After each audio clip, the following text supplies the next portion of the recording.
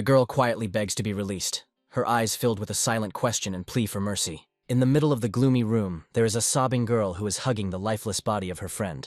There is a young man standing nearby. He turns around completely indifferently and slowly walks away. Through bitter tears, the girl blames the guy standing in front of her for what happened, claiming that it was his actions that pushed her friend to take the fatal step.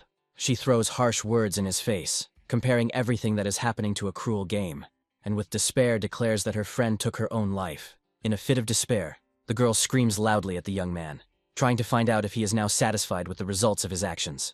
The guy's behavior remains indifferent, his cold gaze devoid of any sympathy for those around him. Looking at the girl, he declares that the blame lies entirely with her. According to him, it was her weakness that caused them to be locked in this nightmare. He takes the girl by the chin and says that it was she who became the reason that her comrades, one after another, chose to leave life. The girl begins to cry bitterly and declares that the young man is wrong because they did nothing. When the girl finally falls into the abyss of despair, the guy turns away, abruptly cutting off the conversation, as he does not want to listen to anything else. For him, this stage is completely completed, and as it turns out, this was already the 6th cycle of his long and painful path in this world. This time he did everything he could, but he was still unable to stop the terrible end that has been haunting him for a long time. Images of giant, terrifying dragons furiously destroying everything around them come to his mind. Jay begins to think about what might have changed if he had listened to the woman back then and followed her mysterious advice. Reflecting on the past and the advice of his longtime mentor, the boy realizes that he does not feel a drop of regret for what he did earlier.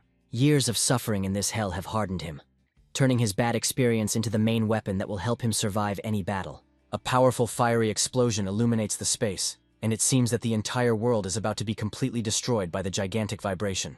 Bright lightning begins to sparkle around the young man's wrist, and soon a legendary ranked blade materializes in his hand. The guy resolutely rushes forward into the thick of the battle, where he alone confronts endless hordes of terrible and bloodthirsty monsters. The failures of past battles and the experience gained in them remain his only weapon in this endless war. He fearlessly rushes forward and raises his bright glowing blade to strike. A moment later, with sharp blows, he cuts the huge dragon into pieces. However, immediately in place of the dead monster, another bloodthirsty monster appears in its place, thirsting for immediate reprisal against the warrior.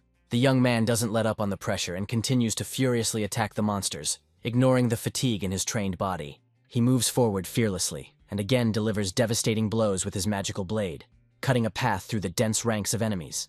A moment later he stops, looks around the ruined city, and realizes that the calm is only a temporary illusion. The boy hears a terrible noise slowly reaching him, and understands that nothing is over yet in this bloody and grueling battle. No matter how many creatures he slays, their ranks are instantly replenished with new monsters that come from the dark depths of this cursed place. In the midst of this hopeless carnage, a system notification window appears before Jay, alerting him to the arrival of a new phase of the planet's destruction. Planet Earth has acquired the status of an anomalous apocalypse. He failed to save the Earth, the mysterious clock was activated, and the world's time is moving backwards again. The young man hopes that all these titanic efforts were not in vain. Time is rushing back and the world is once again being rebooted. He closes his eyes and sighs very heavily, mentally preparing himself for the next phase of his endless reincarnation in this damned reality. A bright, blinding flash appears on the roof of a huge, destroyed skyscraper, immediately attracting a huge number of terrifying monsters. The action moves to the 21st century, where a crowd of people suddenly freezes in complete shock and confusion at what they see. A strange spatial portal appears in the sky and rapidly expands, and the surprised voices of people who have only seen such things in movies are heard. One of the young men, driven by reckless courage, resolutely heads towards the anomaly, completely ignoring the desperate pleas of his frightened girlfriend. The girl begs him not to come closer and suggests that he go home immediately. But the guy approaches the portal, and a terrible monster appears behind him. His girlfriend is in complete shock, silently watching as a huge swarm of demons pours out of the rift, instantly consuming this daredevil. After which the girl screams loudly and drops the phone from her hands, which falls to the ground and shatters into pieces. Horrible monsters, emitting loud screams, instantly rush at passers-by. They keep coming and coming from the opened portal, filling the streets. Frightened passers-by begin to run in panic in different directions, screaming loudly in horror and trying to find at least some kind of safe shelter. Gates began to open across the planet. Hordes of monsters poured into the streets of cities, threatening to completely destroy all human civilization. From all corners of the earth came reports of a monstrous invasion of monsters, which turned out to be incredibly numerous and extremely difficult to deal with. Once vibrant cities began to turn into ruined wrecks, over which terrifying monsters flew, searching for their next defenseless victim. One of the passers-by suddenly stops his running, as he notices something very strange and unusual behind him. He sees a girl who, with the help of her mysterious energy manipulations, instantly destroyed the monster, giving people a chance for salvation. In this terrible time for humanity, hope has flared up, as it has entered a new era called the New Genesis. Children with exceptional potential were gathered on an artificial island to undergo complex and lengthy training. Over time, this place grew into a thriving city, academy, which became the cradle of an organization called the Lair. It is here that, at the beginning of the new 7th cycle, a regressor named Jay arrives to once again try to change the predetermined fate of this world. A dangerous criminal with the ability to turn his hands into blades of ice takes a frightened young girl hostage. The police order the girl to be released immediately, but the criminal openly mocks them, calling the officers helpless pigs. At that moment, Jay appears silently behind him, like a shadow. The guy asks the man if he didn't hear the officer's orders to let the girl go. The criminal turns around in amazement and wonders how this freak was able to sneak up on him from behind so silently. Jay remains completely calm and silently watches the criminal's further actions, analyzing the situation with his cold and very experienced gaze. With a sharp movement, the man throws the girl aside and sends more insults towards the young man, clearly not realizing the full danger. The guy introduces himself as a police officer, but the man continues to insult him, after which he unleashes a series of powerful blows on the guy. He angrily shouts, calling the guy a dirty pig, and threatens to kill him in front of frightened passers-by and the police officers who arrived at the scene. Jay deftly dodges the blows and in a very quiet voice tells the bandit that he is now making his biggest and most fatal mistake. After which the young man goes on a swift counterattack and unleashes several blows on his opponent. The bandit is unable to block this attack, taking another blow to the head, his face distorted by a grimace of horror and intense, unbearable pain. At great speed, the bandit flies far to the side and, to the amazement of everyone around him, crashes into the solid concrete wall of the building. The criminal instantly loses consciousness, and the disgruntled cries of the police are heard, asking Jay why he has no control over his strength at all. The guy once again realizes that it is very difficult for him to fully control his power, which is already many times greater than normal human strength. This morning, a Metropolitan Police Department official, Jay, learned of a sighting of a human trafficker and dangerous former superhuman. The guy quickly arrived at the scene and is now watching a news broadcast on the screen, which says that the bandit was finally cornered. Jay looks closely at the unconscious body of the criminal. At that moment he hears a question from a colleague about why he is here. The young man replies that he was very close and decided to quickly deal with the incident without waiting for reinforcements. Nearby, a young colleague fills out a report and prepares to transport the detained criminal to a temporary holding cell. She secretly likes the young man and notes that today he looks different, more prestigious and extremely attractive. Another colleague approaches them, a police officer quietly complaining about the excessive brutality used to detain this dangerous criminal. However, Jay is little concerned, despite the fact that the department will once again have to deal with the consequences of his abuse of power. For him, all these people in the department are complete strangers. Since he began to degenerate, he has never gone to work. From the very beginning of the new regression, the guy behaved very strangely and remained a real unsolved mystery for all his colleagues. Jay drags the unconscious body of the criminal along the ground, no one knowing that behind his detachment lies a greater goal to save the world. Jay returned to the past time and again in order to prevent the terrible apocalypse that would inevitably come at the end of this cycle. He had undergone extremely unsuccessful regressions and returned to the past in order to prevent the death of young dragons. But unfortunately, absolutely all of his past attempts had been completely unsuccessful. In this world, baby dragons came to Earth for fun and to gain experience, but the vast majority of them died tragically. Some of them quickly went mad from endless wars and human malice. They completely lost their minds and soon died painfully. Someone, buried under an avalanche of alien hatred, also lost their minds, unable to bear existence in the conditions of human civilization. Other young dragons, unable to fulfill their life's mission, stopped their own hearts, ending this unbearable suffering. Each time this happened, the adult dragons completely lost control of themselves, succumbing to primal rage and thirst for destruction. Like an avalanche, they invaded the Earth, destroying everything in their path and mercilessly destroying people. The regressor lived his lives over and over again, becoming so strong that it was no longer possible to increase his fighting power in this world. And yet, despite all his titanic efforts, the boy is unable to protect the vast world alone, relying only on his unique skills. Therefore, in the new cycle, the young man decided to radically change his strategy in order to finally achieve success in this endless and difficult confrontation. A colleague who is not indifferent to him suggests spending time together in the evening and tells him that a very good restaurant has recently opened nearby. The girl turned out to be persistent and invited the guy to go to dinner with her, if, of course, he doesn't have any important plans for that evening. Jay politely declines, explaining that he has urgent plans and that he has a long trip to distant Europe tonight. His path lay to the beautiful Italian city of Florence, where he hoped to find answers to his questions and prepare for the beginning of new important events. There, among the sun-drenched streets, he searched for that same green-haired girl whom he had met at the very beginning of his long and painful journey. Now she looked unusually peaceful. She was calmly weaving beautiful flower crowns for small children and playing with them completely carefree. The little girl puts a flower crown on her head and asks the green-haired girl with a smile how she looks in this new outfit. The girl replies that she is simply adorable. This statement makes the child very happy, and they begin to laugh loudly, enjoying the warm, sunny day. After which the children joyfully say goodbye to the green-haired girl. At this time, Jay quietly approaches her from behind and silently watches this peaceful scene. Jay breaks the silence and greets the girl loudly, causing her to instantly freeze in place, sensing the presence of a very strong stranger. The girl immediately withdraws into herself and instantly plunges into deep, disturbing thoughts, trying to understand who exactly decided to disturb her current peace. After a while, she turns around abruptly and looks with great surprise at the young man, whose aura seems incredibly powerful and heavy to her. Jay's face remains extremely stern, and in a quiet voice he informs the girl that she must come with him immediately. Beneath the mask of innocence lurked an entity known as Fallen Babylon, a creature capable of masterfully manipulating any language in the world. The girl continues to remain silent and studies the uninvited guest with great curiosity, trying to understand the true motives for his sudden appearance. After which she asks the guy why he was looking for her, to which Jay answers the green-haired girl that he has one extremely serious matter for her. The girl sighs heavily and asks the guy if he knows who she really is, to which Jay answers in the affirmative. After which the guy asks the green-haired girl if she knows who he is, to which the girl also answers yes, although there is irony in her words. She jokingly pretended that she actually knew Jay, allowing herself a light tone and playful manner, not attaching any particular importance to what was happening. However, noticing the guy's threatening appearance and the coldness in his gaze, her smile gradually disappeared, giving way to wariness and anxiety. The guy's aura becomes truly threatening. He asks the girl how she can know his name if they have never met before. In fact, the girl had no idea who he was or what his goals were, after which she points to the guy's jacket badge with his personal name on it.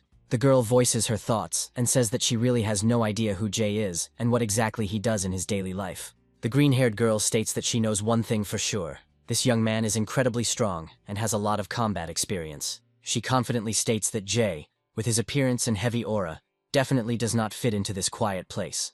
The girl assumed that he had come to kill her, but seeing no obvious thirst for blood, she began to gradually change her wary tone. She then suggests that Jay is going to kidnap her, to which the guy replies that she is already pretty close to the correct answer. Suddenly, the girl asks if this guy is one of those who have a strange sexual attraction to dragons, but Jay interrupts her provocations and sternly demands that she stop fooling around, as he intends to protect her. He warns that if the girl does not do as he asks, he will have to resort to more ruthless methods of influence to achieve his goal.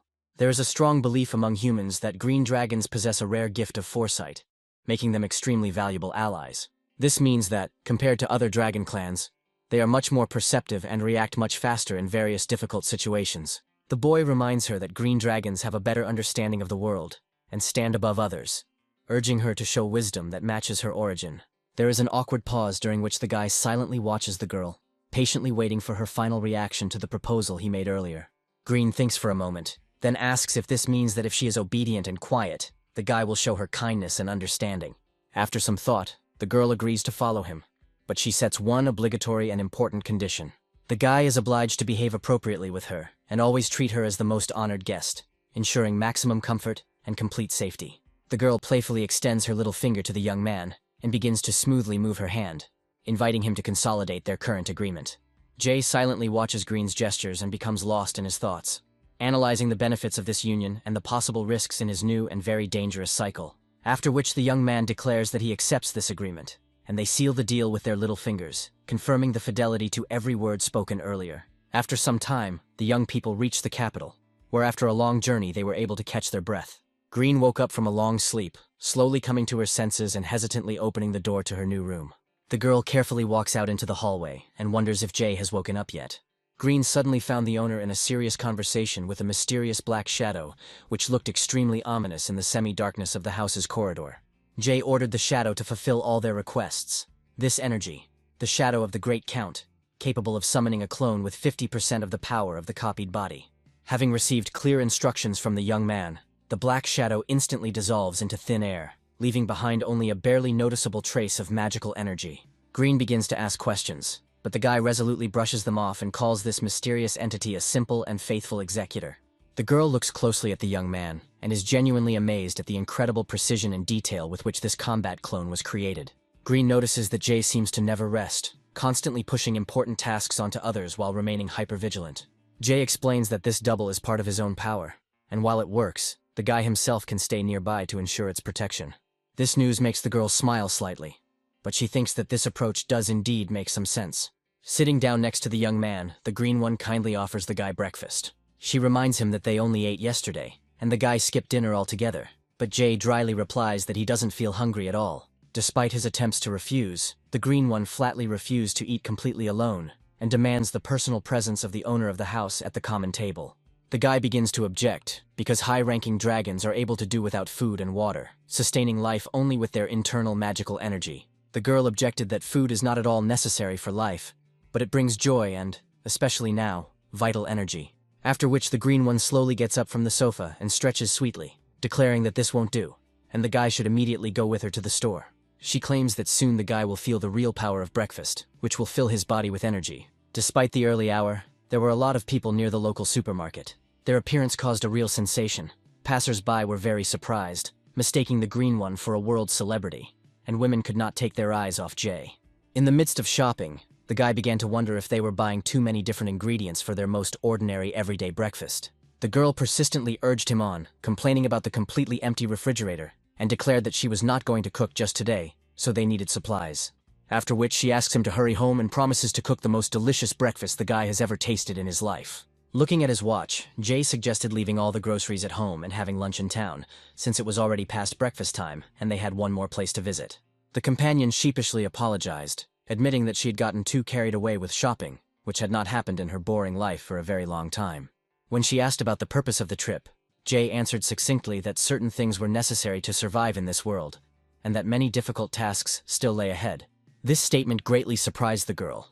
Green does not understand at all what exactly this mysterious guy had in mind, and what goals he was pursuing.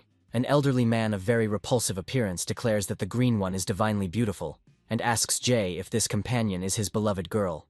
Jay immediately put the insolent old man in his place, warning him that if he didn't want to lose his only eye, he should keep quiet and just get on with his work. Soon a joyful smile appeared on the girl's face. She received her personal card, which opened up many new and useful opportunities for her. Looking at her card, she noticed that she had never used bank accounts or modern holographic screens before. Holding the piece of plastic in her hands, the girl experiences a strange sensation, because now she finally has her own personal identification card.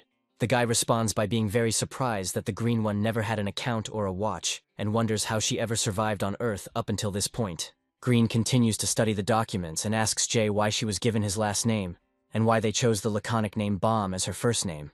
The guy explained that he chose the names based on the 4 seasons of the year, since there are currently 4 powerful dragons in this vast world. The girl smiled happily in response, saying that she really liked this name. She began to hum a melody, saying that spring is the time of the return of life. Green admitted that she still felt a subtle shadow of fear emanating from the young man, whose power seemed almost limitless and frightening to her. Her gut instinct kept telling her that Jay was a deadly man, capable of destroying any enemy in his path. However, contrary to all logic, the girl sincerely does not believe that the guy is a bad person. Jay wonders how she could have come to that conclusion after just one day of dating, when he showed almost no warmth or care towards her. Green responds with absolute confidence that she has an intuition that surpasses human understanding, and it never fails her in choosing allies. As a true representative of the Green Dragon clan, she decides that she can well afford to place such trust in her new and mysterious companion. The girl smiles happily and believes that she needs to carefully observe her strange patron for some more time, in order to understand his true nature. At this time, Jay catches himself thinking that in his previous regressions, he never saw a sincere smile on the Green Dragon's face. For the young man this was a good sign, and this new beginning seemed very promising to him. The guy closes his eyes and concentrates all his attention on the light wind. He sincerely hopes that in this regression, everything will turn out completely differently. The action moves to another continent, where a full moon has risen over a vast wasteland somewhere in Africa. A short girl with red hair, whose face is completely hidden by a mask, mercilessly interrogates another opponent, trying to find out the information she needs. She instantly responds to her defeated enemy's curses with a crushing blow to the face. The stranger suddenly becomes enraged and continues to inflict numerous blows on her opponent. turning this interrogation into a brutal reprisal against him. After some time, she finally calms down and thinks that she was wrong to get caught up in the battle excitement, because she could have accidentally finished off the enemy. She already has 199 victories in as many fights, and this flawless streak makes her genuinely proud. Taking off her mask, the girl eagerly awaits a new opponent and thinks about who can challenge her worthy. The next morning, the world's news feeds are filled with headlines about the mysterious red-haired warrior who has become a sensation across the planet. Jay is closely examining reports of a terrorist attack on the African continent that has resulted in thousands of civilian casualties. The boy is reading about a strange teenage girl, labeled a troublemaker by the media, when Green invites him to the table. She proudly displays the fish dish she has prepared, while the guy can hardly hide his strong disgust at the sight of this extremely dubious delicacy. The girl is genuinely inspired and assures that the treat was a great success, because she saw something similar in England and added rice to it. Jay looks at the prepared mess with horror, and seriously thinks that at this moment it would be much easier and better for him to just die. However, he soon begins to be distracted by anxious thoughts about the future, into which the guy becomes deeply immersed, trying not to pay attention to the strange smell of food in front of him. During dinner, Jay suddenly announces to Green his firm intention to immediately set out in search of the Red Dragon. The girl sighs heavily. This news clearly worries her. She explains that serious problems will definitely arise with Red, because she will not follow him so easily. The boy asks the girl what she thinks about helping him, but Green feels awkward about this request. She explains that their clans have always kept their distance from each other and never sought friendship. Jay asks what exactly explains her awkwardness, to which the girl replies that all the dragon clans pursue completely different goals. Green admits that she genuinely enjoys spending time with her boyfriend and making plans together. But red dragons are built completely differently. Their clan exists solely for the sake of endless war, violence, and the brutal display of their overwhelming power. Green warns that trying to drag her here by force would be a fatal mistake, because for red dragons, submission is tantamount to the most shameful death. Jay believes that if they don't find her as soon as possible, it will become extremely dangerous, since she is already being hunted, and sooner or later the red dragon will be killed. Jay asks the girl to help him. The green one hesitates at first, because she is surprised that such a strong person suddenly asks for help. Hearing this, the guy falls silent for a long time and begins to noticeably reflect on himself, thinking about his methods of interacting with the people around him. However, Green does not want her fellow tribeswoman to die a painful death and gives her consent, noting that the guy does not ask for such a favor every day. After some time, the girl playfully declares that she has one more small but mandatory condition for starting this mission. She finally gets the guy to try the strange dish, noticing how he's been cleverly avoiding the meal throughout their entire conversation. Jay realizes that he has to agree and reluctantly begins to eat the questionable food Bomb has prepared. Green is sincerely happy about her small victory and loudly repeats that the young man has finally fallen into her trap. Meanwhile, the action shifts back to the African continent, where the Red Dragon continues its endless battle, this time completely destroying a group of terrorists. She emerges from the battle once again as the absolute victor. But this triumph does not bring her the same joy as before. The girl catches herself thinking that the 200th anniversary victory seems pathetic and completely devoid of any meaning to her. Not far from the scene of the massacre, two surviving fighters whisper in horror, not believing their eyes, because their elite squad was exterminated by a single girl. The partner asks his colleague not to even try to call her a person, stating that she is a real monster in a girl's guise. The mercenary experiences paralyzing fear and replies that he is sure of only one thing: they do not have enough strength to survive in this meat grinder. The man doesn't have time to finish speaking, because suddenly the red dragon appears behind them and mockingly ridicules their pathetic attempts to hide in the ruins. The mercenaries freeze in horror, desperately hoping that the promised help from their leadership should arrive any minute.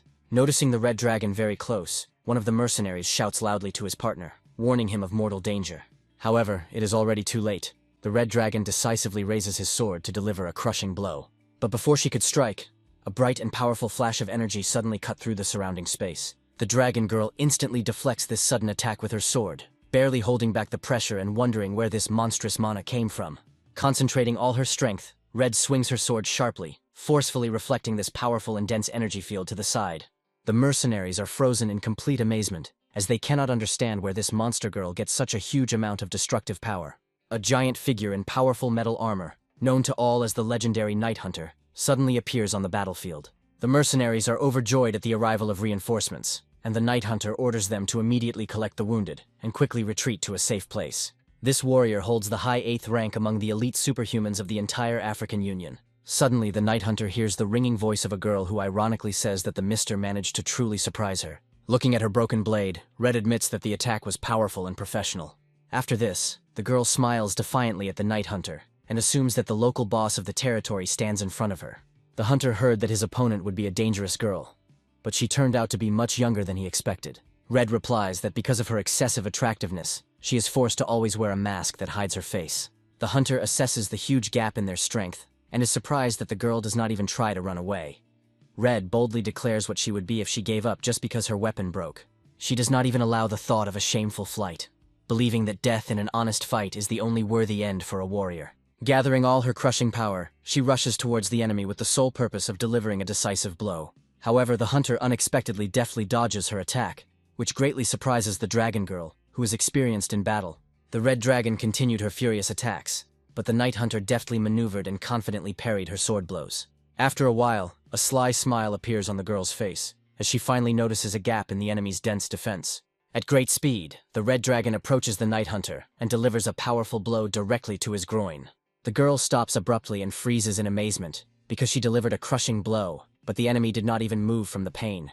She looks at the warrior's armor and with growing horror realizes that her attack did absolutely no harm to the superhuman. The hunter only chuckled and noted that the girl clearly lacked real experience in fighting those who were superior to her in strength. He declares that all her past triumphs over weak enemies were nothing more than child's play, unworthy of a true warrior. The warrior says that such a fighting technique is a real shame, and decides to immediately teach her a harsh lesson in true mastery. His blade flashed through the air with such incredible speed that Red didn't even have time to react to this movement. The sword moved ever closer to the girl's head, and at the last moment it flared up with a blinding, bright golden aura of pure energy. The red dragon had absolutely no time to dodge, so she decided to block the attack in desperation. A bright flash of energy instantly illuminated the entire surrounding space. The colossal force of the blow threw the girl away, causing her to crash her body through a nearby brick wall. In her semi-conscious state, she realized the true skill of her enemy. The hunter strengthened his blow in the split second when she blocked the lunge. The warrior decided to finish off the red dragon by using his reserve forces, but when he approached the ruins of the wall, there was no one there. He decided that the girl had cowardly fled the battlefield, not even suspecting that she had quietly hidden behind a nearby wall. The girl is very surprised by the presence of the green one here, to which she replied that she heard about the red dragon's troubles and decided to come to her aid. The green dragon immediately began to heal her allies' severe wounds, warning that the next skirmish could be her last. The red dragon furiously demanded that no one interfere with her battle, and flatly refused any outside help. To this, Green once again sternly warned that if the red dragon died, then all the fun on this planet would instantly end for them. The green dragon continued to heal the girl's wounds, and asked her to think about the consequences, because the death of one dragon would ruin the existence of all the others. Green smiled happily at Red and admitted that she really wanted to stay and live on Earth, after which she asked her fellow tribeswoman to help her a little. These words cause Red to be very surprised, and she asks how exactly she can help Green, who has come to her rescue. The girl confidently declares that there is no point in running away from here, since this enemy is incredibly strong and will catch them both in a matter of seconds. However, the green dragon quickly calmed her down, assuring her that their secret patron had already arrived and would soon take control of the entire situation. The young warrior was completely confused when Jay suddenly appeared behind the hunter, as if out of nowhere.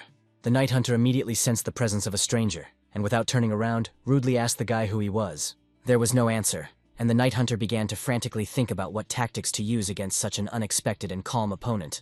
After a while, Jay dryly replied to the warrior that he was the escort of these girls. The action moves to another location, where the golden dragon sensed the guest, and was surprised by the aroma of the green dragon.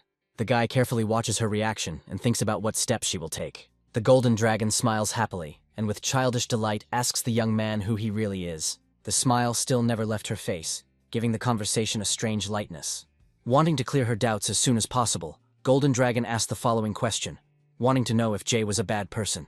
The action shifts back to the African continent, where another incarnation of Jay repeats the same words to Night Hunter about the role of a simple escort. The Night Hunter carefully studies the young man, after which he turns his appraising gaze to the girls, still hiding behind the wall.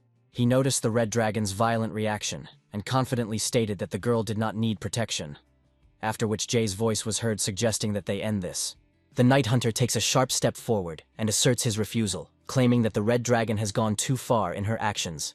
In response, Jay reasonably notes that the girl did not kill anyone this time, and firmly promises that she will disappear from these lands forever.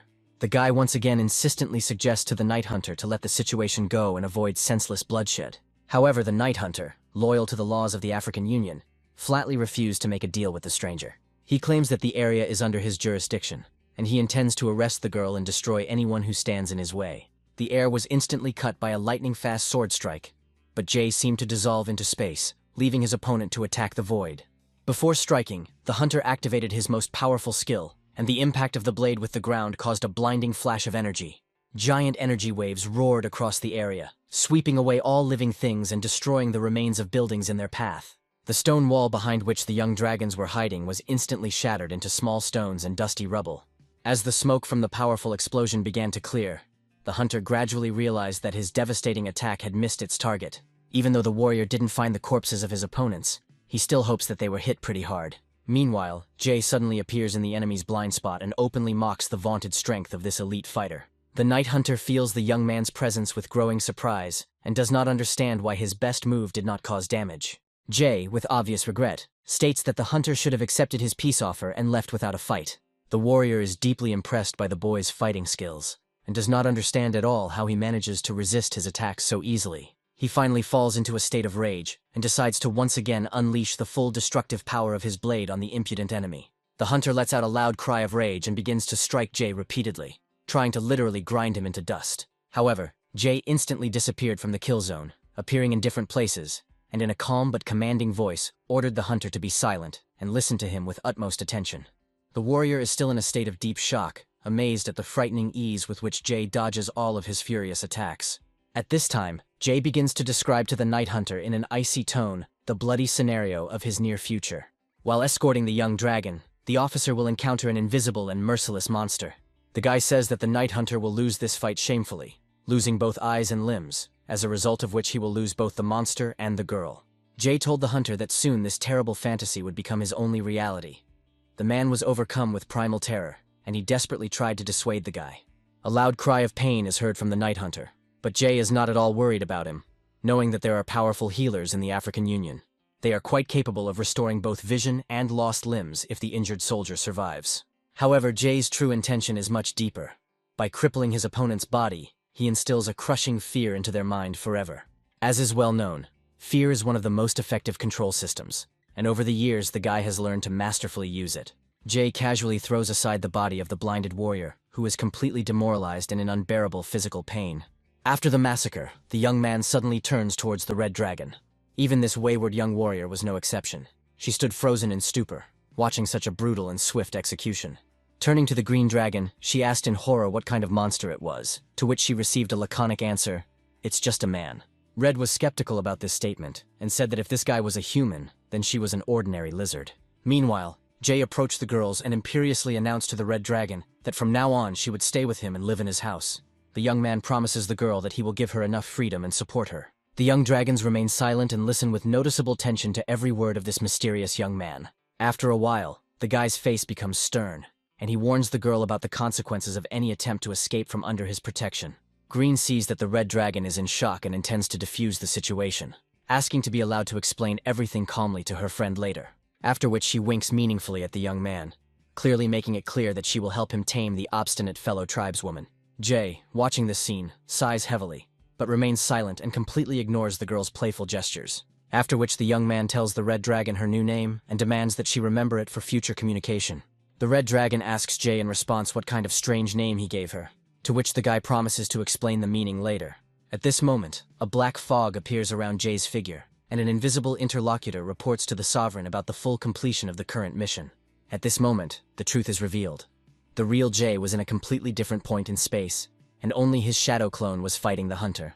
The real Jay is currently in the dense Amazon forests next to the Golden Dragon, completely controlling his double's every action. The guy praises the clone for his excellent work, after which he says that he will soon finish his business and return. Jay realized that the Red Dragon was completely wild, so it would be impossible to convince her with the powers of just one clone, and the participation of the Green one turned out to be very useful.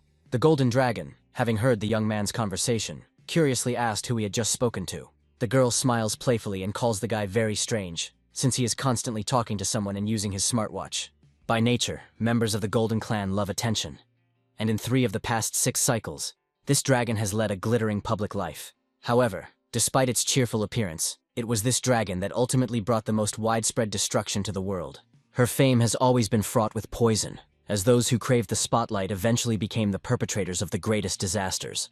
This is precisely why, in the current regression, the golden dragon chose complete solitude in the wilderness, hiding from the world even during its heyday. Zolotaya carefully examines her companion's wristwatch and sincerely admires this technological device. The girl is delighted by the holographic screen floating in the air, the clarity of the image of which far exceeds the old primitive devices of people. Suddenly, she is interrupted by an unexpected question from Jay, who directly asks why she is in this forgotten place. If the golden dragon came to Earth for entertainment, then she should have been among people, and not in the jungle among wild animals and bugs. The girl quickly denied everything, but Jay told her about his alliance with the green dragon, and Golden immediately understood why he smelled like her fellow tribeswoman. Jay tells the girl that he is genuinely interested in only one important thing. He asks the golden dragon if she is hiding in this wilderness because of her fear of people. Golden replies that she wasn't that afraid of them, and lived among them quite peacefully before. But some of the people looked at her very strangely, and some persistently followed her, which was really scary. Over time, the golden dragon became completely tired of their endless, greedy, and avaricious glances. To establish contact, Jay offered the girl bread, which greatly surprised Golden. And out of habit, she reminded him that dragons do not need food at all. The guy snaps his fingers, summoning a tiny void, which is a subspace capable of flooding entire cities. A powerful dark funnel instantly appears above him, from which dozens of ghostly hands begin to reach out. The golden dragon is greatly amazed by the demonstration of these incredible spatial manipulations. The girl looks with a surprised look at the huge bag that appears, which contains fresh baked goods, donuts, and fragrant bread. The golden dragon is completely delighted by such an abundance of delicious-smelling food and wonders if the guy really wants to treat her. Jay asks the girl to help herself, and Zolotaya's eyes widen with joy when she sees strawberry donuts and blueberry cakes. Taking advantage of the moment, the young man invited the golden dragon to move in with him, promising complete safety, cheerful company, and new friends. The girl was very surprised by this sudden proposal, and for a moment even stopped eating a huge amount of baked goods. The dragoness hesitated, remembering her mother's strict orders never to leave with strangers. However, the guy quickly found a new compelling argument. He promised the golden dragon to regularly buy her favorite macarons.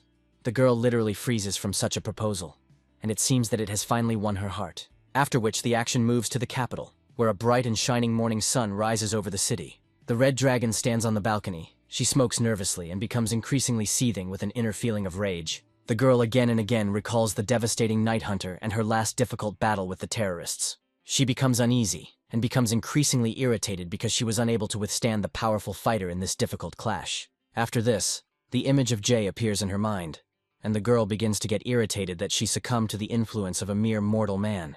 Rage and anger are overwhelming her, and she constantly thinks about how this could have happened. The green dragon quietly approaches her, and the girl immediately senses that Red's mental state is extremely unstable and causes great anxiety.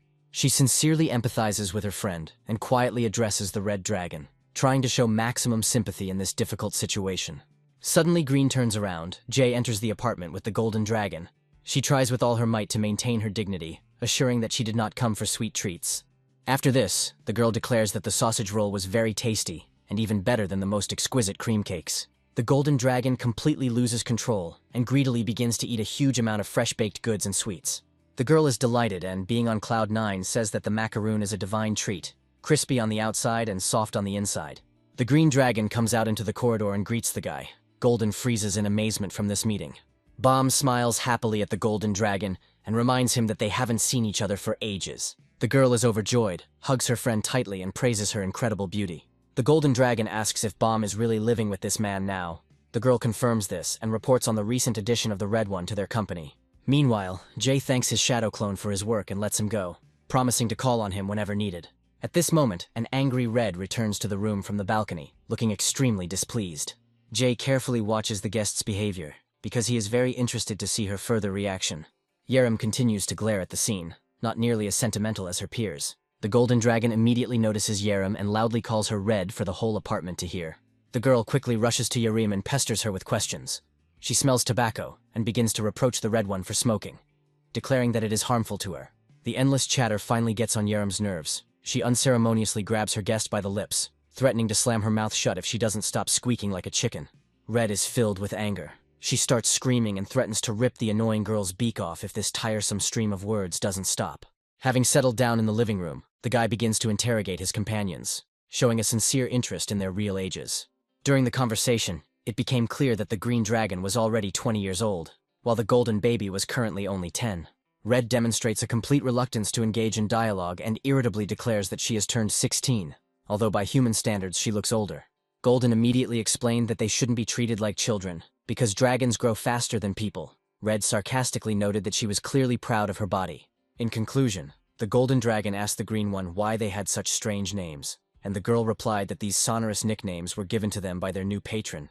The golden dragon noted that Jay could not give them their true names without a coming-of-age ceremony, as it was too sacred a thing for her people. She decided that her name should sound like Gale. The guy did not argue, and assigned this name to her. The girl is very surprised that their names mean seasons. The green one means spring, the red one means summer, and the golden one means autumn. After which the guy notices her medallion. He states that it will be Ghoul. The golden one is very surprised at how he could know that the pendant on her neck contains Blue's egg. Jay confirmed that he was aware of the situation. The egg was in a state of polymorph. The dragon would be born soon, which meant they all needed to be extremely careful during this time.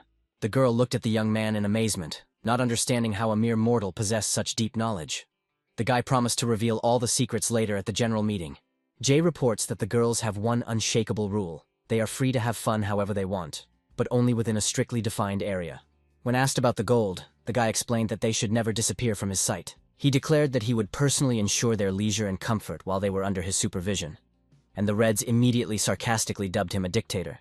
Immediately she found herself under the watchful gaze of the other dragons, hiding her extreme awkwardness. The girl only snapped back rudely. Bomb assured the young man that they would definitely stick together, and promised him to exercise utmost caution. Afterwards, to defuse the situation, she suggested that everyone go shopping and get identification cards for legal stay in the city. Guile liked the idea, and even Red agreed, although she grumbled a little, for the sake of decency, expressing her dissatisfaction with the need for a long walk through the shops. Jay handed the girl a bank card with clear instructions that she could buy absolutely anything she wanted, and there was absolutely no need to count the money spent today. The girl looks at the plastic card with great surprise, and asks if they can really spend as much money as they want. Jay stops at the entrance and calmly repeats once again that they can spend as much money as their hearts desire. The girls weren't at all embarrassed when using their bank cards, and were genuinely happy to have the opportunity to buy whatever they wanted. Every 5 minutes, Jay receives a message on his smartwatch informing him that hundreds of dollars are being debited from his bank card for various women's purchases. He silently studies the information on the holographic screen, and says in a quiet voice that these girls have a special talent for spending his money incredibly quickly. The girls were fascinated by the outfits and shoes, but Red was noticeably different from them. Her attention was drawn only to the powerful weapons displayed in the store windows. Upon returning home, Bomb apologized to the young man for the huge expenses they had made at the shopping center. The girl said that she wanted to buy her boyfriend new clothes or gifts, but the credit limit set by the bank on his card suddenly ran out. Guile joyfully asked the young man to look at her numerous new clothes, which she had managed to acquire thanks to his boundless generosity. The girl beams with happiness as she shows off her new outfits, saying she couldn't stop because all the clothes were so beautiful. After this, she shows off her smartwatch, and notes that it is exactly the same model as the young man's. This reaction from her sister causes Yerim the usual dose of irritation, and she cannot hide her dissatisfaction with the behavior of this overly enthusiastic person. Having calmed down, she shows Jay that she now has the same watch as he does. Yerim points to the new sword, telling the boy that the purchase was necessary, as the old blade finally broke in the last hard battle. Jay tries to find a common language with the girl, and asks if she likes the sword, to which Yerim replies that she never buys any junk. Gale rushes to her friend with bags, and asks her to try on some things, but Yerim abruptly interrupts her, and demands that she immediately shut up, and just leave him alone. Green asks the guy not to be offended, because Yerim is simply poor at expressing his feelings, although in fact she is very grateful for the care he has shown. Jay notices that Green hasn't bought anything for herself, after which he carefully examines all the purchases and waits with slight surprise for the girl to explain. Green points to the table and calmly replies that this is not true, because her purchase is already in a prominent place in front of them. The young man was very surprised by this choice. He did not expect to see a living plant in an ordinary flower pot. Jay asks the girl if she really enjoys caring for plants and devoting her time and attention to them. Green replies that with a good and sincere attitude, any flower will definitely bloom. She says caring for her green pets brings her a deep sense of satisfaction and inner peace. The memory of the moments of their flowering remains forever in her soul, as something truly warm and beautiful. The girl then asks the young man an important and serious question, trying to understand whether he understands the essence of the true values of dragons. She asks if he understands that true entertainment for dragons lies beyond delicious food and simple games. She sincerely does not understand how they will be able to understand this huge world if they are constantly located only within this small and limited territory. Jay shows the certificate and confidently says that he already has a solution, suggesting that everyone go to school together. Gold and Green accidentally overhear the conversation, and the very offer to study at a human school leaves them in a state of great shock. In Jay's spacious apartment, the friendly and cheerful voices of the girls are heard, loudly announcing their return after a long absence. Yerim stretches tiredly and complains with displeasure that this interview took too much time and took almost all of her energy. After some time, the girls notice that the guy is not at home. Gale, in great excitement, says that a terrible and frightening thought just came to her mind. Tears welled up in her eyes as she thought about how her sisters had successfully passed the interview, while she had shamefully failed her entrance exams to school. When Jay appears, the girl breaks down and tearfully confesses her fears, but the guy quickly calms her down, because he was already confident in the success of each one. This did not calm the golden dragon, the girl cried loudly, continuing to worry that she would not be able to get into the lair. After this, she asks where the young man was. The guy hands over the package, explaining that he went for exactly this. Jay claims that inside the package is exactly what the girl loves most in the world. Gayol is looking forward to cake and macarons, but Jay replies that this is not the case, because he has prepared something more that she loves even more than desserts. The action moves forward several years into the past, and the host reveals that he has an incredible guest at dinner tonight. After which, to the sound of loud music, the man greets the world-famous pop star who comes onto the stage. The announcer's voice announces that excellent chefs will prepare the star's favorite dishes right here and now. The host asks the girl what her favorite food is, because rumor has it that she survives only on morning dew. The girl smiles happily and says that she is still human, and that this would simply be impossible. She asks to give her a little time to think, and begins to remember what food she likes most. Jay opens the bag and takes out huge portions of fried chicken, which immediately begin to emit an appetizing aroma. The golden dragon begins to choke on his saliva, while Red wonders how it is that the girl has never eaten her favorite food. While the girls were happily chatting at the table, Jay went out onto the balcony, leaving them alone. Bomb approached the young man and invited him to join her meal, but the boy replied that he was full and declined. The green dragon continues to insist and tells the young man that he must join them at the table. Soon the phone rang. The guy activated the phone and found out that he was being called from the admissions office of the Logovo. The man on the other end explained that he was calling because of a small problem that had arisen at the girl's interview today.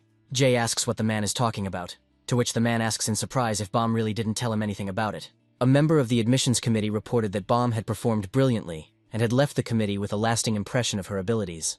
None of the members of the commission present could find words of sufficient admiration to express the girl's merits. After a short meeting, they invited her to conduct the induction ceremony into the organization. The guy watches the happy girls, and at that moment hears from his interlocutor that the real problem is that Bomb refused to accept the offer.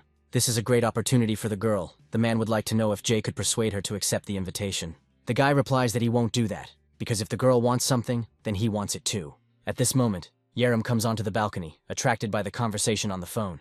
The girl immediately guessed that the call was about the green one, but Jay abruptly cut her off and asked her to call the green dragon by name.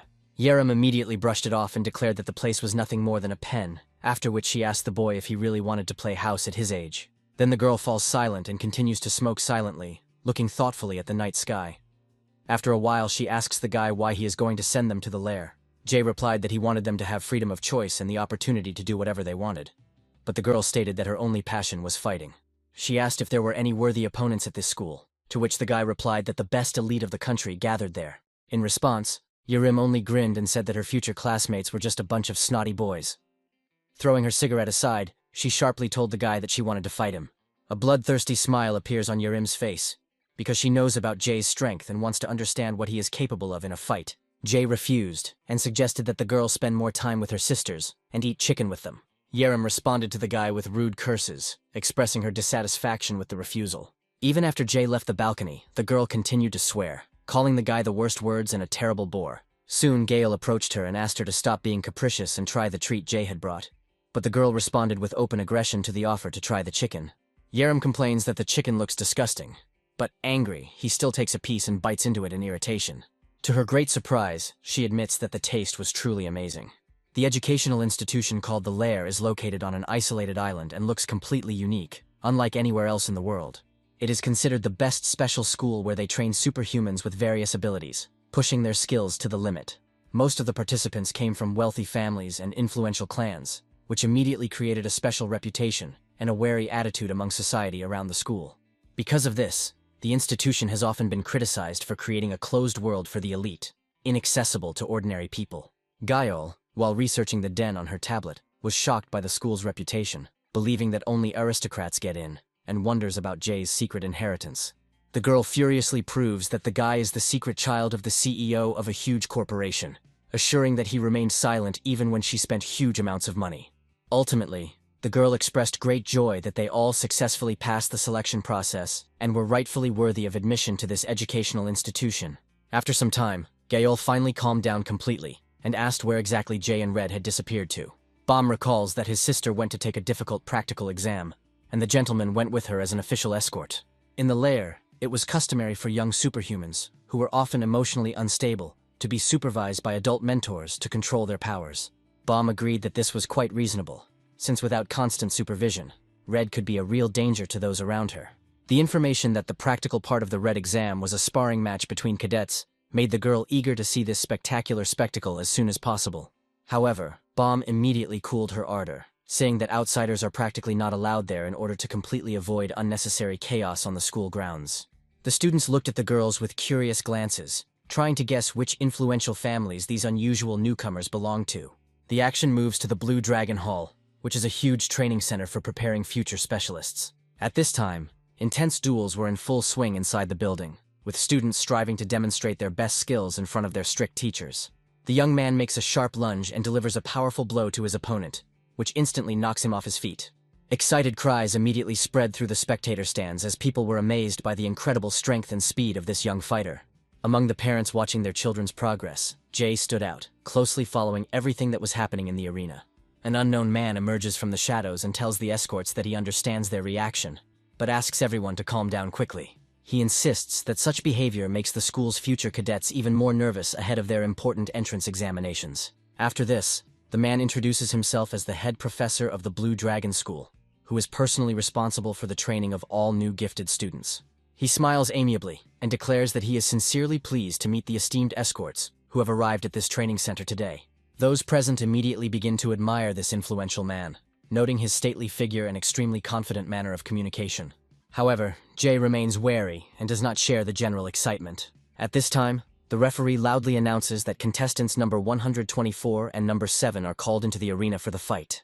Yerem slowly walks onto the battlefield, watching the enemy, the girl barely containing her irritation due to the premonition of a boring battle. The enemy casts an angry and distrustful glance at the girl, clearly underestimating the hidden strength of his new opponent. Yerem states that if the fight does not bring her joy and satisfaction, she will simply run away from here without waiting for the official end of the fight. In the crowd of spectators, two guys were animatedly discussing the fight. One of them admitted that Yerem was not at all his type. His comrades supported his opinion and confidently placed his bet on the experienced graduate, who had previously gone through the rigorous school of combat training. The guy claims that Sophia was in the ranks of royale even before joining the academy, which has always been considered a very serious and elite achievement. Royale is a special unit of hunters from Russia, who gained worldwide fame for their role in the Great War. These fighters received recognition throughout the world, as their actions often proved decisive in key and most difficult battles. Royale's training methods were considered some of the most brutal in the world, instilling fear even in seasoned warriors. Hunter training often bordered on real physical torture and required extreme endurance and willpower. Those who survived such training were considered powerful and virtually invincible fighters, capable of defeating any strong opponent. Before the fight began, the girl's father approached her and loudly admonished her, reminding her of the high expectations of their leadership. The man loudly shouts that he has no doubt about his daughter's triumph, which greatly embarrasses the girl before the start of this important and responsible duel. Yerem didn't miss the opportunity to make a sarcastic remark, calling Sophia a daddy's girl, and urging her to start fighting soon to show her true strength. Red continues to mock her opponent and asks why she doesn't just give up and run away to her daddy for protection. Suddenly, Red stops her bullying as her angry rival demands that she shut up immediately and stop this stream of insults. Sophia glares at the Red Dragon and promises with cold determination that her opponent will not emerge from this fight unscathed. The atmosphere is heating up. The Red Dragon, having caught real courage, demands that the girl immediately attack and show everything she is capable of. The young men in the front row share their impressions and come to the conclusion that both participants in the fight scare them to death with their aggressive behavior. Jay remains completely calm as the referee's voice is heard ordering the opponents to take their positions immediately. Sophia goes to her corner of the ring and immediately takes a fighting stance, demonstrating perfect technique and readiness to make a sharp lunge. The red dragon remains extremely relaxed and continues to look at her opponent with an arrogant gaze, without showing a shadow of fear or doubt. As soon as the signal sounds for the fight to begin, Sophia immediately rushes into the attack and delivers a powerful blow to her opponent with frightening speed. The red dragon calmly parries the attack and notes to himself that the enemy's speed is truly impressive. At this point, Yerim manages to firmly grab Sophia's hand, and the girl admits that she is much better prepared than most ordinary cadets. Immediately after this, the red dragon counterattacks and delivers a powerful blow with its blade. However, Sophia was able to deftly dodge this attack and deliver a powerful kick. Despite Sophia putting all her strength into her attack, the red dragon manages to block the blow. The red dragon was infuriated by this and screamed in rage that her outfit, chosen with great difficulty, was hopelessly ruined.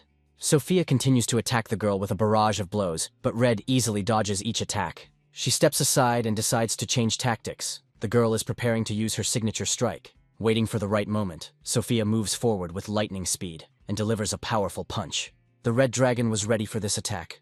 The girl parries it and raises her training sword to strike. The furious fight continues. Yerim tries to reach her opponent with her sword, but she is unsuccessful. The red dragon lunges forward and strikes again, but her opponent instantly moves out of range. After which, the girls push off the ground with force and approach each other at great speed. Noticing a gap in the enemy's defense, the red dragon leaps high into the air, intending to end this fight. A moment later, a crushing blow followed. And although Sophia managed to block, the monstrous force of the blow instantly shattered the bones in her hand. Despite the fact that the girl is experiencing severe pain, she is determined to continue the fight. The red dragon only smirked in response, making it clear that she would not play along. Yerim rushes into the attack with determination.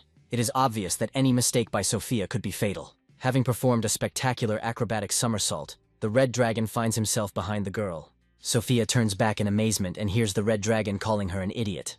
Red declares that she is tired of fooling around and that they will now fight with full force. This was followed by a crushing blow to the head, which caught the girl off guard. The red dragon does not stop and continues the attack, delivering another powerful blow, finally crushing the opponent's defense. The force of the attack was so gigantic that it threw Sophia aside and literally slammed her into the metal fence of the arena. The girl suffered serious injuries and, choking on blood, desperately tries to get to her feet to continue the fight. At this moment, the red dragon majestically approaches his defeated opponent and solemnly points his training blade at her. Suddenly, the referee's loud voice is heard, announcing to everyone present that number 124 has won this tense fight. Laughing, Red loudly calls Sophia a weakling and a daddy's girl, demonstratively celebrating her complete triumph right in front of the crowd. As she left the arena, Yerim did not skimp on caustic mockery directed at the entire academy, emphasizing her obvious superiority over the local cadets. While the father and medics rushed to help the wounded girl, the stands literally exploded with discussions about the incredible power of the red dragon. The guy shares his impressions with admiration and tells his friend that Yerim doesn't have a single scratch after such a hard collision. The students had no idea that Sophia, the acknowledged leader, would be so weak in comparison to the new student at school. Meanwhile, doctors continue to restore the girl, and voices can be heard from the stands saying that Sophia is only here because of her beauty. Hearing the bullying from her peers, Sophia's face darkened, realizing the depth of her shame in front of the entire elite school. At this point, the medical worker tries to calm the father, saying that help has been provided, and the girl will be completely fine. Sophia is very irritated, and furiously convinces her father that nothing is over yet, and that she is capable of fighting to the end. The father tries to calm his daughter down, saying that she did everything she could, although at her current level it was impossible to defeat that girl. The man continues to say that he is not disappointed with his daughter in any case. Sophia glances at the knife hanging on his belt. The father continues to support the girl, saying that any defeat only makes them stronger and hardens the character of a true fighter. The man continues his endless tirades, but at this point the nurse distracts him and asks him to urgently pay attention to his daughter's behavior. The father is amazed to see that the girl has risen to her feet on her own and is confidently heading towards the other side of the arena. Filled with fierce hatred, Sophia says under her breath that she has not yet given up and is ready to go to any extreme measures for the sake of her revenge. Having quietly snatched a sharp dagger from her father, Sophia quickly rushes after the retreating red dragon, completely ignoring the rules of fair combat. In a loud voice, she demands to know where she is going and states that their confrontation is not over yet. A moment later, Sophia is there and delivers a vile blow straight into her opponent's back, causing shock and amazement among all the spectators. All this action takes place in front of everyone present, including Jay, who continues to closely monitor every move on the battlefield. Screaming in sharp pain, the red dragon jerked and began to shower her attacker with curses. Sophia completely lost her mind and control over her actions, shouting insults and sincerely wishing a quick death on her offender. Loud cheers echoed through the stands, and all the surrounding spectators literally froze in shock at the bloody spectacle they witnessed. The teachers are very concerned about the incident, and the head professor suddenly gets up from his seat to intervene in the situation. Jay is in the stands and watches the events closely, but he is in no hurry to intervene in this dangerous conflict. The impact was so strong that the girls flew back to the opposite corner by inertia, destroying the structure with their powerful collision. Upon impact with the fence mesh, they scatter in different directions, filling the hall with the roar of breaking metal and the screams of frightened cadets. A demonic glint appears in the red dragon's eyes, and the girl feels joy, as she has been waiting for a real battle for a long time. Sophia has no intention of stopping, and screaming loudly, she again rushes into a furious attack on the red dragon, wanting to inflict another wound on her. Yerem deftly dodges this attack at the very last moment, and the enemy's dangerous blow only passes by glancingly. With a sharp movement, the red dragon grabs the girl by her long hair, completely depriving her of the opportunity to make any maneuver or retreat. A bloody aura suddenly erupts around Yerem, and the red dragon promises the girl a truly harsh retribution for this vile act. She then delivers a powerful punch straight into Sophia's face, causing her to stagger and lose her bearings. Those around are seriously worried, and are asking the alarming question of who will be able to stop this bloody chaos. A powerful blow from the red dragon sends the girl flying backwards, turning the fight into a one-sided and brutal beating. Yerem doesn't stop there, and pulling a bloody dagger out of her body, declares that the fun is just beginning for her. Her eyes flash with a hellish demonic radiance. The girl promises to do to the enemy the same thing that she did to her a moment ago. At the last moment, Sophia's father manages to intercept the red dragon's hand. The man screams loudly and demands that this madness stop immediately. The red dragon tries to break free. The girl screams and demands to be released immediately. The professor insists that the mages immediately create a protective dome and stop the broadcast, hiding what is happening in the arena from prying eyes. The nearby magicians immediately carry out the professor's order, striving to take complete control of the situation and ensure safety as quickly as possible. They raise their hands in a ritual gesture, and the entire space around them is instantly filled with bright blue energy, forming a strong barrier. Within seconds, Sophia's father and the red dragon find themselves tightly enclosed in a strong energy dome that cuts them off from the outside world. Yerem asks in surprise why everyone attacked her. Because this scoundrel started first and plunged a sharp knife into her back. The father insists on his own, noting that with such strength the girl could have shown leniency and not crippled her rival so cruelly in front of everyone. To which Red replies, should she really have stood by and done nothing while they were trying to kill her in such a vile and dishonest way? In the midst of an aggressive argument, a professor intervenes, insistently asking both opponents to calm down immediately for the sake of maintaining order in the school. The professor said he had already called Yerem's guardian and insisted on immediate medical attention. Seeing that the girl continued to shower everyone with curses, the man admitted that he understood her and had personally observed everything that was happening from the very beginning of the fight. He lowered his voice to a low whisper and told the angry girl that he couldn't watch this situation worsen and threatened to turn into a disaster. The man quietly repeats to the red dragon that this will have an extremely negative impact on the reputation of her entire family in the future and will affect everyone close to her, because she is not the only one in this family. The red dragon gradually calms down, and images of her younger sisters suddenly appear in her head. The professor's voice is heard, persistently asking the girl if she can allow such a sad outcome for her loved ones. He suggests that Krasnaya resolve all issues personally with him right now, before her official guardian arrives at the scene. However, the man does not have time to finish, as he is suddenly informed that the red dragon's escort is already here. A narrow passage appears in the energy dome, and Jay slowly emerges from it, remaining completely calm. The boy demands that the professor immediately stop pressuring the injured child and suggests that they all go outside together for a serious conversation. Yerem calms down completely and watches with great surprise the decisive actions of the guy who so bravely stood up for her interests. At this moment, the girl realizes that she has indeed become the cause of an extremely unpleasant situation for all members of her family. The action moves to the main majestic building of the academy called the Lair. In a huge, spacious room, attendants sit opposite each other, and a professor brings out a tray with the famous elite Taiwanese oolong. The man begins to tell the guests that many people consider this rare tea to be an excellent remedy that calms the nerves very well. After which the professor looks closely at Jay and thinks that the guy has an incredibly high level of strength, since he passed the protective barrier so easily. However, he cannot remember anything, and realizes that he has never heard of the young man himself or his mysterious clan before. The professor suggests that Jay be watched closely, after which he begins a conversation, and tells everyone that he doesn't even know where to start. The man looks around at his silent companions, then sincerely declares that he is very sorry about the incident that happened in the arena. He emphasized that both girls had already left the infirmary and were not seriously injured, so for the sake of peace at the academy, it was better to hush up the matter. The man believes that unnecessary discord is unacceptable in the Blue Dragon School, and insists that everything must be resolved right now. Sophia's escort listens silently to the influential man's proposals, and tries to maintain an outward calm. After this, the man sighs heavily and apologizes for his daughter, citing her youthful impulsiveness and temporary excess of emotions. The man says he is very sorry because strong emotions at that fateful moment got the better of his daughter and led to a vile act. However, Jay was completely adamant. He was not at all interested in other people's apologies, and he firmly stated that he did not accept them.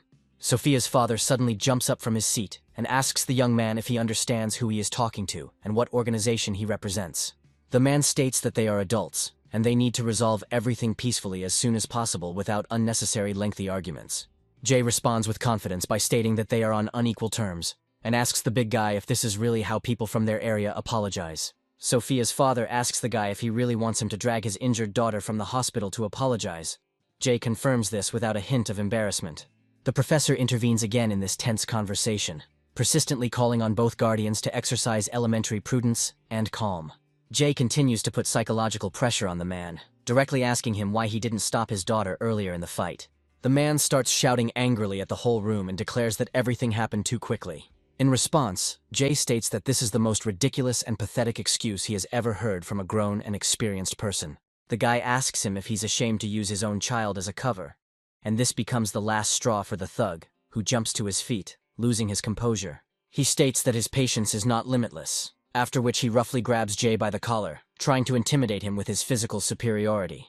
The brute arrogantly asked if a representative of an obscure family from the backwoods was truly ready to challenge a powerful organization. Jay remains extremely calm and carefully observes this extremely aggressive reaction of the man, without making any unnecessary movements. Sophia's father continues to scream and doesn't even notice the sharp dagger next to his neck. A moment later, he suddenly calms down and looks with great surprise at his own knife in the hands of the young man. Jay examines the weapon and says that the dagger is very sharp, so things could have turned out badly if the red dragon hadn't been lucky. The brute froze in shock, not understanding at what exact moment he lost his own weapon. Jay ironically explains that the sheath was attached too loosely, so it was not particularly difficult to draw the blade unnoticed. At this point, it dawns on the thug that his interlocutor has not lost his utmost vigilance for a single second. Jay, with a dark, chilling expression on his face, advises the thug to stick to crowded places and avoid dark alleys from now on. Then, with a sharp movement, Jay throws the knife to the floor. From the powerful blow, the blade penetrates deep into the stone slabs. Sophia's father immediately realizes that this young man is not as simple as he seemed at first glance. The brute is suddenly overcome by a primal fear, and he does not find the strength in himself to respond. Returning to the professor, Jay dryly announced that their conversation was officially over. The professor tries his best to hide his fear and excitement, so a fake smile appears on his face. Outside, the red dragon was already waiting for the young man, having managed to recover her strength after a difficult fight. Jay calmly turns to the girl and asks how she feels after this dangerous fight. When asked about her health, the girl proudly replied that she belonged to the Great Red Clan, and such wounds were nothing to her. However, it is clear from the girl's appearance that she actually feels a strong sense of guilt. Yerim asks the guy if he really thinks she did the wrong thing in that critical situation. The red dragon honestly admitted that she felt personally responsible for everything that happened. The girl reflects, and says out loud that she should have behaved more decently in the arena. Suddenly, Jay reassured her, saying that she had made no mistakes and had done everything absolutely correctly. The guy gave her some advice for the future and said that next time the enemy should be killed where there would be no unnecessary witnesses. Yerim did not expect such an answer, and continues to silently look at her guardian with undisguised amazement, after which a satisfied smile appears on the red dragon's face, as the girl is happy with their shared views on the world. Slowly leaving the arena, Yerim asks the guy not to regret what happened, and reminds him of his own words. Once outside, Jay instructs Red to start packing her things as soon as she returns home. Yerim asks about the reasons, to which the young man replies that she is obliged to move to the lair dormitory. Suddenly, a loud male voice is heard, insistently asking Jay to wait a bit. The professor appears nearby. He tries to start a conversation, and the usual smile appears on his face again. The guy dryly asks what's wrong and reminds them that they've already finished all their discussions. The professor confirms this, and insists that he has something else important to say. But Red reacts aggressively, and declares that she has had enough of today's lectures. The man replies that there will be no moralizing and asks the girl if she would like to become a freshman representative. This role promised the status of the face of the educational institution, an impressive stipend in the form of rare artifacts, and wide recognition. Jay was skeptical that such decisions were not made alone, but the professor was quick to reassure him with his closeness to the vice president. He continues to persuade the guy, and strongly advises him not to miss such a rare chance, which opens up enormous opportunities for the girl. Looking at the man, Jay pondered the nature of demons, comparing what he saw with his own experience and hidden knowledge of this world. He knew very well that the vice president of the academy was a demonic person. The professor of the institution is also a being who is only slightly inferior in rank to his high-ranking patron. Unlike superhumans, who are protected by divine power, these creatures cultivate a destructive and black void in their souls. If such a creature loses control, it is inevitably overcome by a mad thirst for murder and uncontrollable rage. There are exceptions to the rule, but most demonic people are extremely prone to violence, as well as base lust. Because of these demonic creatures, the world has already faced a great threat that brought humanity to the brink of complete extinction. In his first and second regressions, Jay lost something very important precisely because of such superhumans who betrayed their ideals. The boy imagined countless times how he would kill the professor, ridding this world of his presence. But every time this creature appeared nearby, the guy showed inhuman patience and suppressed his true intentions. However, he understood that fate would still place this heavy burden of final reprisal against his enemies on his shoulders in the future. Hiding his thoughts, Jay replied to the professor that he understood the proposal, but the final word remained with the red dragon. The guy gives the girl a hard look and reminds the man that he is just her escort. The professor chuckles quietly and says that the guy is, of course, right, and the final decision should be made by the girl herself. The man begins to assure that the Blue Dragon School will undergo many large-scale and positive changes from this very moment. The professor says the girl can create a future for their school and hopes for her participation in this year's final event. The man took the girl by the hand in hopes of a quick agreement, but she only snapped a short and cold no. When the professor asked her what she had just said, the girl honestly admitted that she was simply bored. The man is very surprised and wonders why she came to the entrance exam to the academy at all. Yerim begins to tell that on that day she was simply lying in her bed and frankly doing nothing. After which she answers the surprised man that she became very bored and finally wanted to have a good fight with someone. It seems that the professor is not going to give up so easily and admit defeat in this dispute. He continues to follow the young people and persistently asks the girl to look carefully down at the panorama that opens up.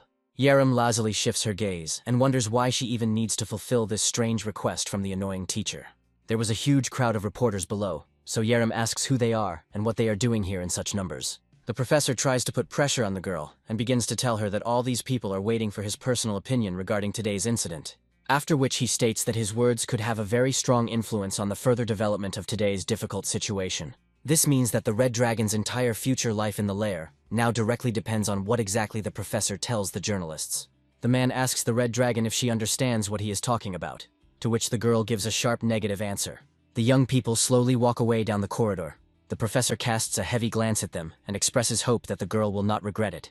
After which, a dark aura suddenly flares up around him, and his eyes begin to emit an ominous red glow of a demonic creature. As soon as the Red Dragon left the hall, she was immediately surrounded by a crowd of noisy journalists, with cameras and microphones. Questions poured in, people asking about the reasons for her admission, the conflict with Sophia, and her ambitious plans for the near future. The girl froze in surprise under such pressure, while journalists tried to find out whether she harbored a grudge against her defeated opponent. Yerim begins to get noticeably irritated and wonders what is really wrong with all these annoying people. A woman in the crowd confidently declares that her interview will go viral and instantly spread throughout all Korean online communities. She asks if the girl really behaved so aggressively at the interview to draw attention to the revival of her family. The increased attention and numerous bright flashes of cameras make the Red Dragon even more nervous. Seeing all this, Jay resolutely blocked the press's path and demanded that they immediately leave the injured girl alone. Yerim gave the camera a sly smile as she finished, declaring that she would now give them exactly what they were all dying to hear. With a sharp movement, the Red Dragon snatches the microphone from the reporter's hands and announces that he will tell about his further intentions. The girl smiles broadly into the camera, after which she declares that she is here only for fun and new romances. Soon the bustle of exams is left behind, and the heroes finally find themselves within the walls of a cozy dormitory inside the lair. A calm atmosphere reigns as pink cherry blossom petals slowly fall in front of the luxurious private building in the heart of the den. Gayol was indescribably delighted and declared right from the doorway that she would take the best room in the house. The girl jumps happily and tells her friend that this apartment is incredibly expensive and very spacious, after which she ran to the second floor, while the Red Dragon tried to stop her, claiming the largest room. Reaching the room on the second floor, Gale slowly opens the doors and freezes on the threshold from the magnificence he sees. Her mouth drops open in amazement, admitting that this room looks absolutely stunning. The girl is absolutely delighted with the huge bed and modern TV, and the room is filled with warmth and light. Yerim is unwilling to give in and claims this room for himself, noting the presence of a convenient balcony for smoking. Zolotaya objects and says that her friend can't do that, because the largest room is actually located right next door. However, the red dragon remains adamant in her choice, and the golden dragon meekly agrees to give up this room to her.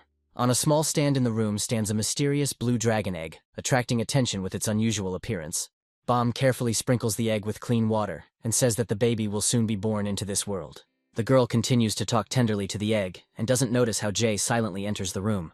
The guy asks why she sprays the surface and listens attentively to the explanation of this unusual care ritual. The girl replies that this is prenatal education, because blue dragons love moisture and need it from birth. When the time comes to hatch, the small protective amulet automatically turns into a real dragon egg. Bomb asks the guy if he knows that lately the entire lair has been talking about nothing but the red dragon's antics. Jay learns that the main topic of gossip was the girl's recent interview and bold statement to journalists. Then she announced to everyone that she had come to the academy to have affairs, and the news instantly spread across the internet. Jay activates the holographic screen and begins watching the scandalous video featuring his ward. At this time, Yerim sprawled out on the sofa like she owned the place, sincerely not understanding what all the fuss was about. The girl leans towards the golden one and asks if she knows what it really means to have affairs. Gael asks back whether the red dragon herself knows about this, to which Yerim pointedly replies that it's time for their chick to learn about pistils and stamens. Gael timidly admits that she is not sure whether she wants to listen to such revelations, because her mother taught her not to know too much. However, the red dragon insists on his own, declaring that it is time to give his friend an educational course. Continuing to fool around, Yerim grabs the golden dragon's hand, causing the frightened girl to start screaming frantically for help. Watching this chaos, Bomb silently places headphones on the blue dragon's egg to protect the baby from bad influences. The next morning arrives. The birds are filled with joyful chirping, basking in the rays of the sun.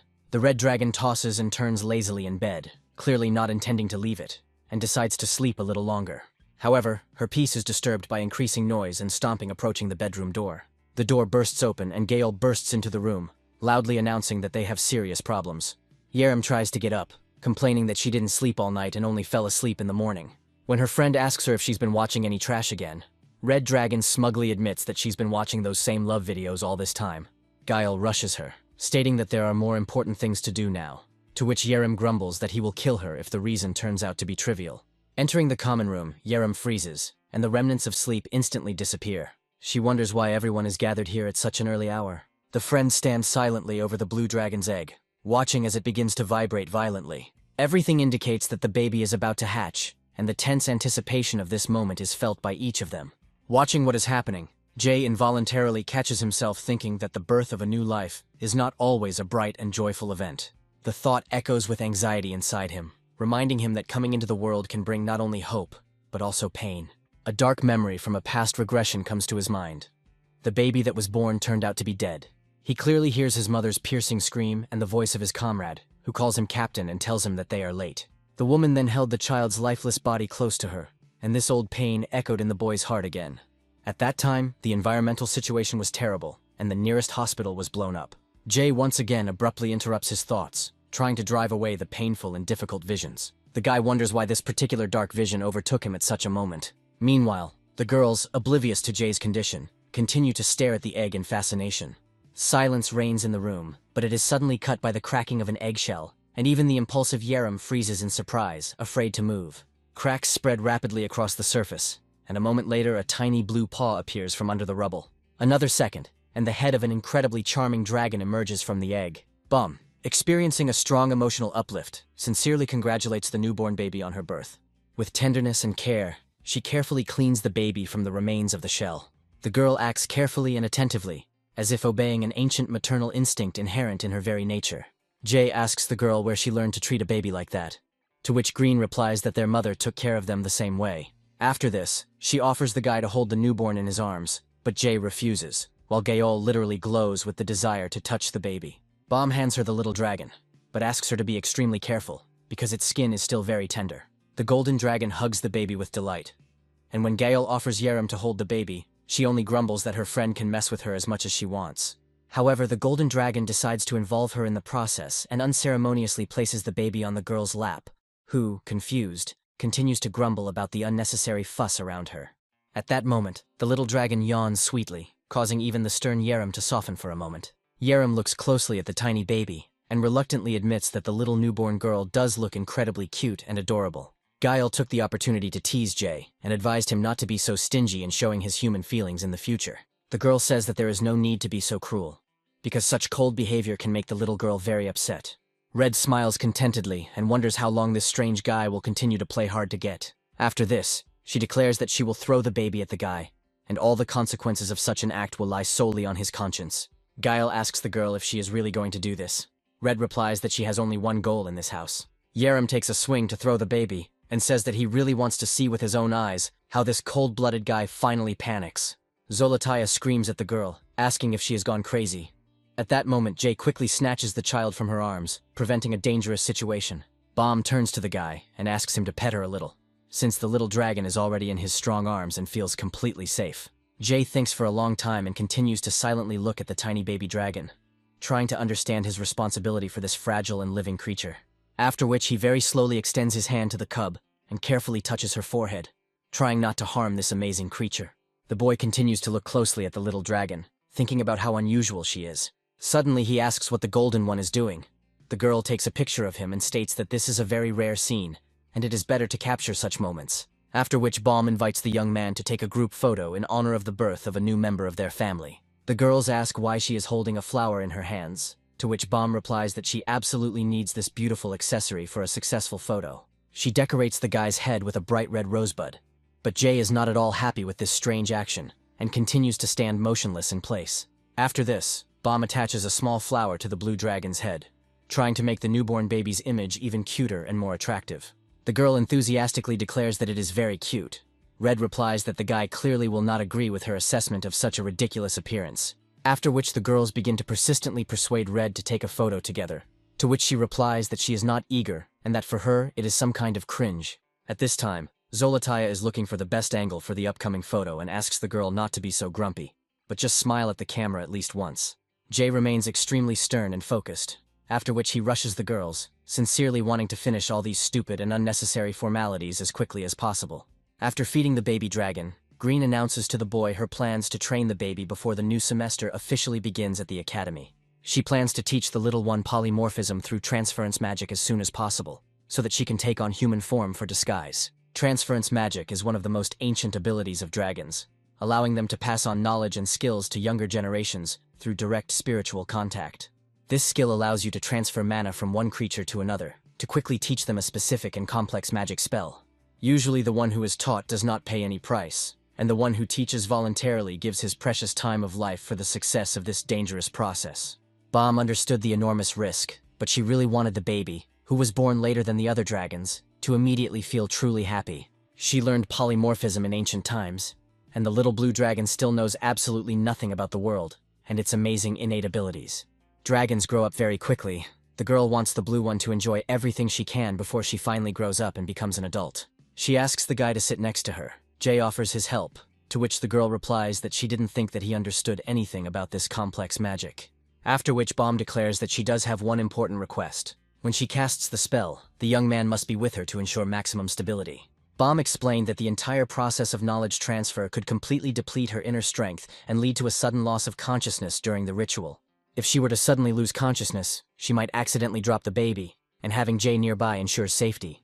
Moreover, this will help the girl to concentrate better, and will relieve her from possible pangs of conscience for an accidental mistake during this magical ritual.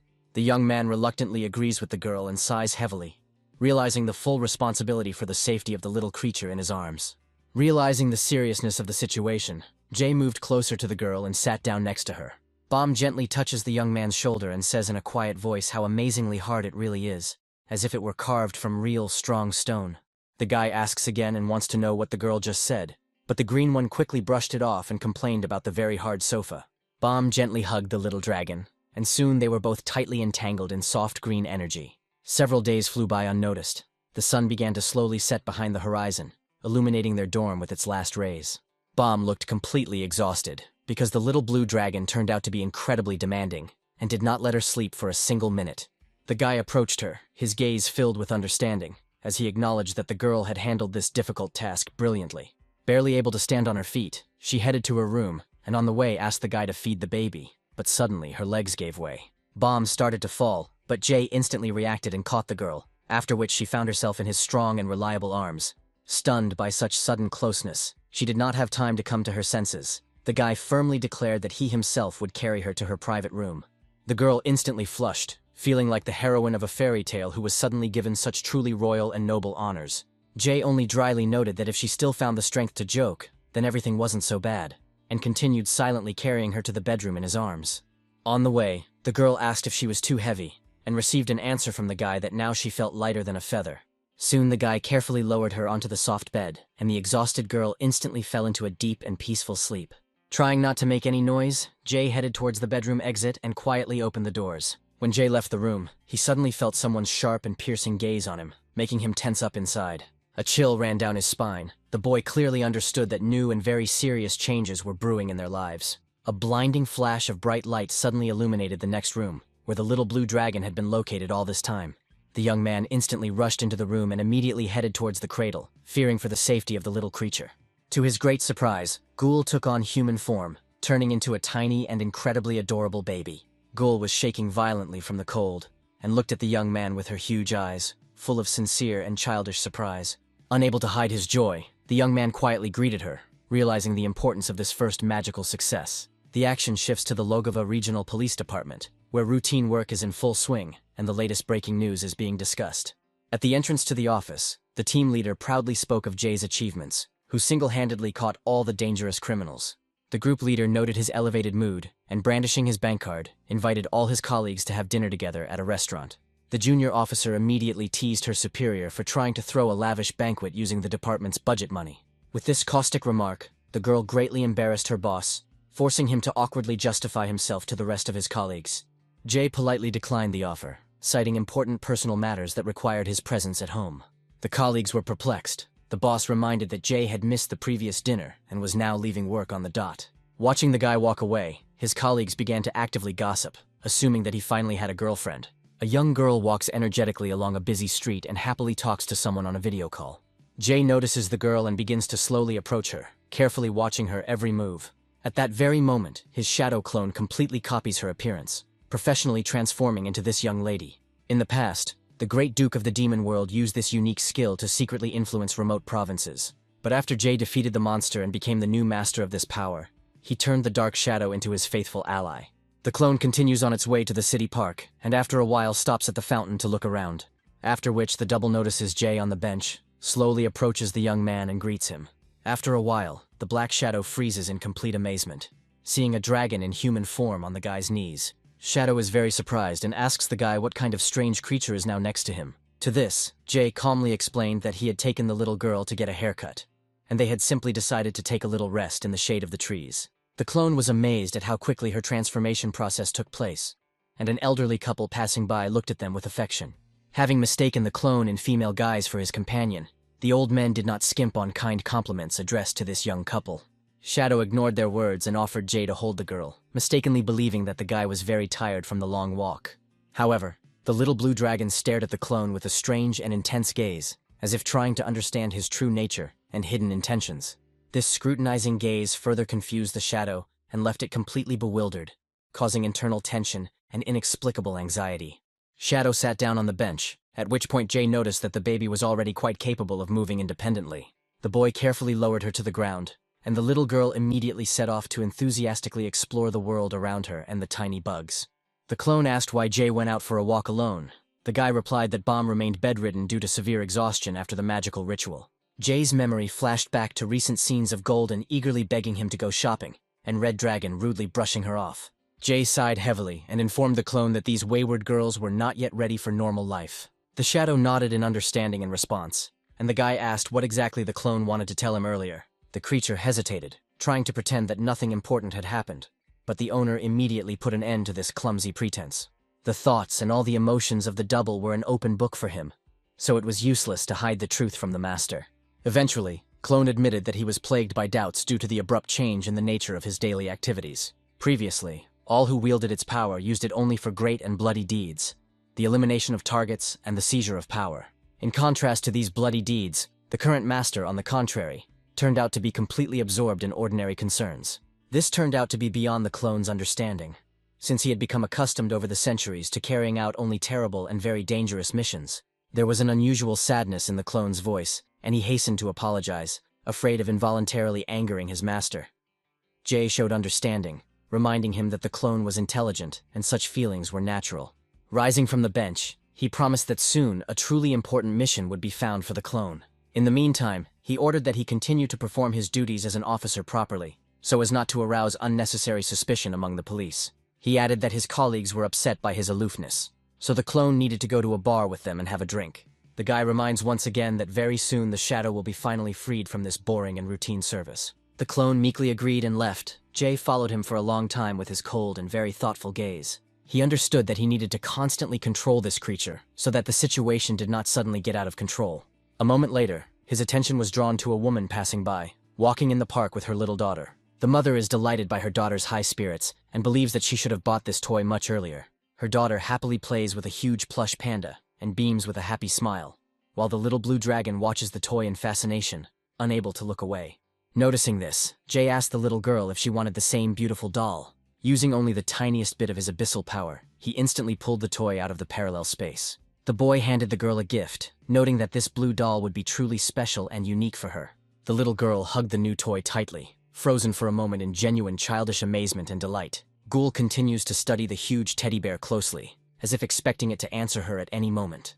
The girl tries to talk to the toy and is genuinely surprised that the plush animal does not respond to her at all. Jay watches this cute scene carefully and asks Blue Dragon if she liked the toy. After a while, Ghoul loses all interest in the doll and very carefully puts it down. She slowly approaches the guy. Jay, puzzled by her actions, picks the girl up in his arms. He asks if she needs any other gifts, adding that his supply of various things is not yet exhausted. With her tiny hands, the girl cups Jay's face and gently touches her head to his.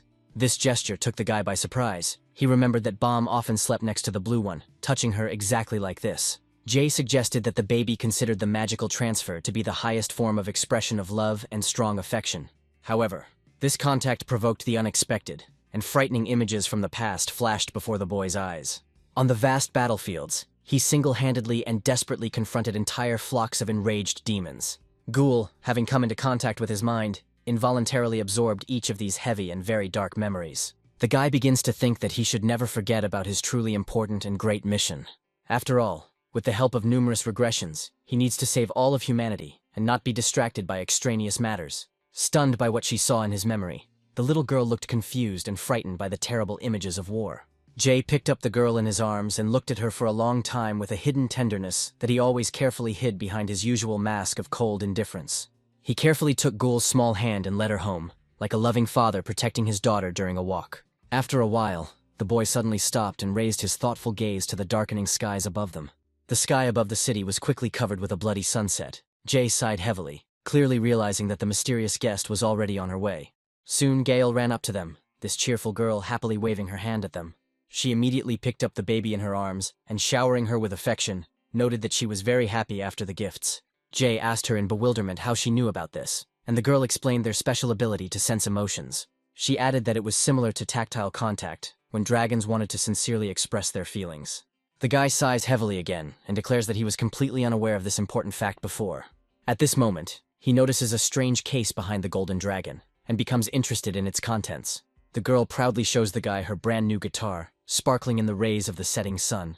She declares that from now on she intends to express her soul through music. Guile was convinced that she now looked like a real star and promised to rehearse diligently every day. The girl's enthusiasm echoed in the guy's heart with very painful memories from his past life. He clearly remembered how, in another reality, the golden dragon was completely broken and sank to the very bottom. Jay finds himself worrying about the fact that what he fears most in the world is a repetition of this tragedy. Once again, the lost and sad face of the golden dragon from the past regression suddenly appears in his mind. Observing Gale's worn fingers, the boy sternly warned her against being overly zealous in her studies. But the girl insisted that she would never give up her rehearsals and would definitely give it her all. Trying to change the subject, the young man quietly asked his interlocutor about the current health of their friend Bomb. The girl sadly replied that the patient's high fever had not subsided for 2 days. The guy sighed heavily, realizing that this was a consequence of the depletion of mana after the ritual. When the conversation turned to the red dragon, the girl laughingly said that she was literally glued to the screen, captivated by some TV series. This was astonishing, because before the red dragon had been completely uninterested in anything except endless and bloody battles. Jay philosophically noted that this was even for the best, because while Yerim was busy watching dramas, no new troubles could be expected from her. The guy enters the house with the dragons. The girl immediately wants to go and personally check the health of the sick bomb. However, Jay, as soon as he crossed the threshold, immediately sensed something was wrong. His face instantly became stern and focused. He immediately orders the golden dragon to take the baby and lock himself in his room as quickly as possible. In a quiet voice, the guy says that the girl should under no circumstances go outside without his direct command. Gaiol doesn't feel threatened, so he happily picks up the baby and quickly runs to his cozy room. Jay approaches the door of the green dragon's room and clearly senses the presence of a foreign and extremely powerful energy there. As soon as the girls were out of sight, Jay jerked open the green dragon's bedroom door. Inside the premises, he found several uninvited guests who clearly had no intention of leaving the house. The creatures in powerful metal armor turned out to be guards of the Dragon Clan, who had arrived here for some important purpose. One of them, his eyes flashing with rage, accused Jay of being the one to blame for Green's condition. Dragons use domination magic to keep certain useful monsters and even humans on a permanent leash. The true nature of the Guardians is very tragic, for they are simultaneously loyal knights and powerless slaves of the dragons. Among them were select warriors endowed with exceptional strength, who served as bodyguards for the young dragons. Jay looked at the uninvited guests again, after which he saw the sleeping Green and realized that the guards were using sleep magic. One of the guards again demands an answer as to whether Jay is to blame for the grave condition the green dragon is currently in. The guy calmly remarked that the guests should have introduced themselves first, before brazenly barging into someone else's private home. In response, the air in the room vibrated with a powerful surge of mana, and the Guardian, blinded by pride, declared that Jay did not understand the risk. In his opinion, the right to ask questions is a privilege of the strong, which means that only he can interrogate anyone in this world. Jay doesn't show a trace of fear, although he admits that his opponent's magical mana does look impressive. The guard continues to put pressure and loudly declares that this is the guy's last chance to justify himself. The knight continues to raise his voice at the guy and demands that the man answer what exactly he did to their Lady Green. Jay calmly explained the situation. The newborn ghoul received her powers through an ancient magical transmission of knowledge. The green dragon had depleted her reserves, which caused her to become temporarily unwell and develop this severe fever. Then the Guardian demanded that the boy confess who he was, and when Jay identified himself as the Guardian, mocking laughter rang out in the room. The guards considered his words to be complete nonsense, stating that the man clearly did not understand under whose protection creatures of his rank were. But Jay, whose gaze had become even more penetrating, replied that he understood everything too well, and asked why the guards had arrived so early. According to his calculations, at this time they should have been far from here, scattered across the vast expanses of the spatial rift. Jay's deep knowledge greatly confused the guards, and realizing that this was no ordinary man, they drew their weapons. The uninvited guests officially introduced themselves as protectors of the dragon children, and faithful guardians of all existing cause and effect relationships. While they acknowledged Jay's efforts to care for the young dragons, their verdict was harsh. This suspicious individual posed a serious threat. In their opinion, mercy in this case would only sow the seeds of future troubles, and therefore the extra witness should be eliminated immediately. The boy made a last attempt to settle things peacefully, offering to resolve the issue through conversation, but the guards completely ignored his call. The knights surround the young man and sarcastically declare that he need not be afraid, as they will make everything as painless as possible. The nearest guard raises his sword for the killing blow, his body instantly engulfed in a bright purple aura of battle magic. Jay defended himself with frightening agility, demonstrating to his opponents his superior close combat technique and incredible reaction speed. Using his shapeless blade, he blocked all the attacks with ease, and one of the attackers fell to the floor in an instant. Another guardian shouted a loud warning to his partner, urging him to be extremely careful in this fight. The guards asked their wounded comrade to stand aside for a while and just watch as they quickly finish off this impudent man. The guardian, thrown aside, asks them to take their time, as this enemy turned out to be much stronger than they initially expected. The knights tried to squeeze the young man in a tight vice and strike him with a fatal blow from both sides at the same time. But the outcome was predetermined. With one lightning-fast movement, Jay scattered the entire squad. The warrior froze in place, finally realizing that this man's strength exceeded all conceivable limits. A primal fear instantly settled in his soul as he sensed something in Jay that was far beyond human comprehension. Only a truly transcendental being could inspire such awe in professional warriors. An ordinary person could hardly know so much about the existence of guardians, and so confidently watch over young dragons. Jay calmly approached Warrior, insisting that their important conversation was not over yet. The stunned guard asked in horror whether his powerful opponent was the true ruler of this world. But Jay completely ignored this question, only reminding that he had initially suggested that they talk peacefully. He was, first of all, keenly interested in how exactly the guards were able to overcome the spatial barriers so easily. Such interdimensional travel has always presented a colossal challenge, even for the most powerful beings. The warrior explained that the main culprit was a sudden and large-scale distortion of dimensions. Their master opened a passage connecting the nest with the human world, but the path unexpectedly curved and literally threw them out at this point. When Jay asked for more precise clarification about this phenomenon, the guard admitted that he did not have all the information. He only remembered his master's words about some mysterious horizon of providence that caused the anomaly. It was the colossal power emanating from there that served as the main cause of the anomaly that deformed the surrounding space. Jay felt a growing sense of alarm, as in all his past lives he had never heard of such distortions. The current regression was becoming increasingly different from his previous experience, including the unexpected appearance of a new protector. Trying to get to the bottom of it, Jay asked how exactly this horizon was connected to their arrival and crossing the boundaries of worlds. The Guardian revealed the terrifying truth, explaining that they were being guided at that moment by some alien will on the other side of the horizon. This unknown force guided their path, invisibly helping the guards to gather together and act without the slightest error. He also admitted that it was she who allowed them to accurately calculate the exact current location of the young dragons.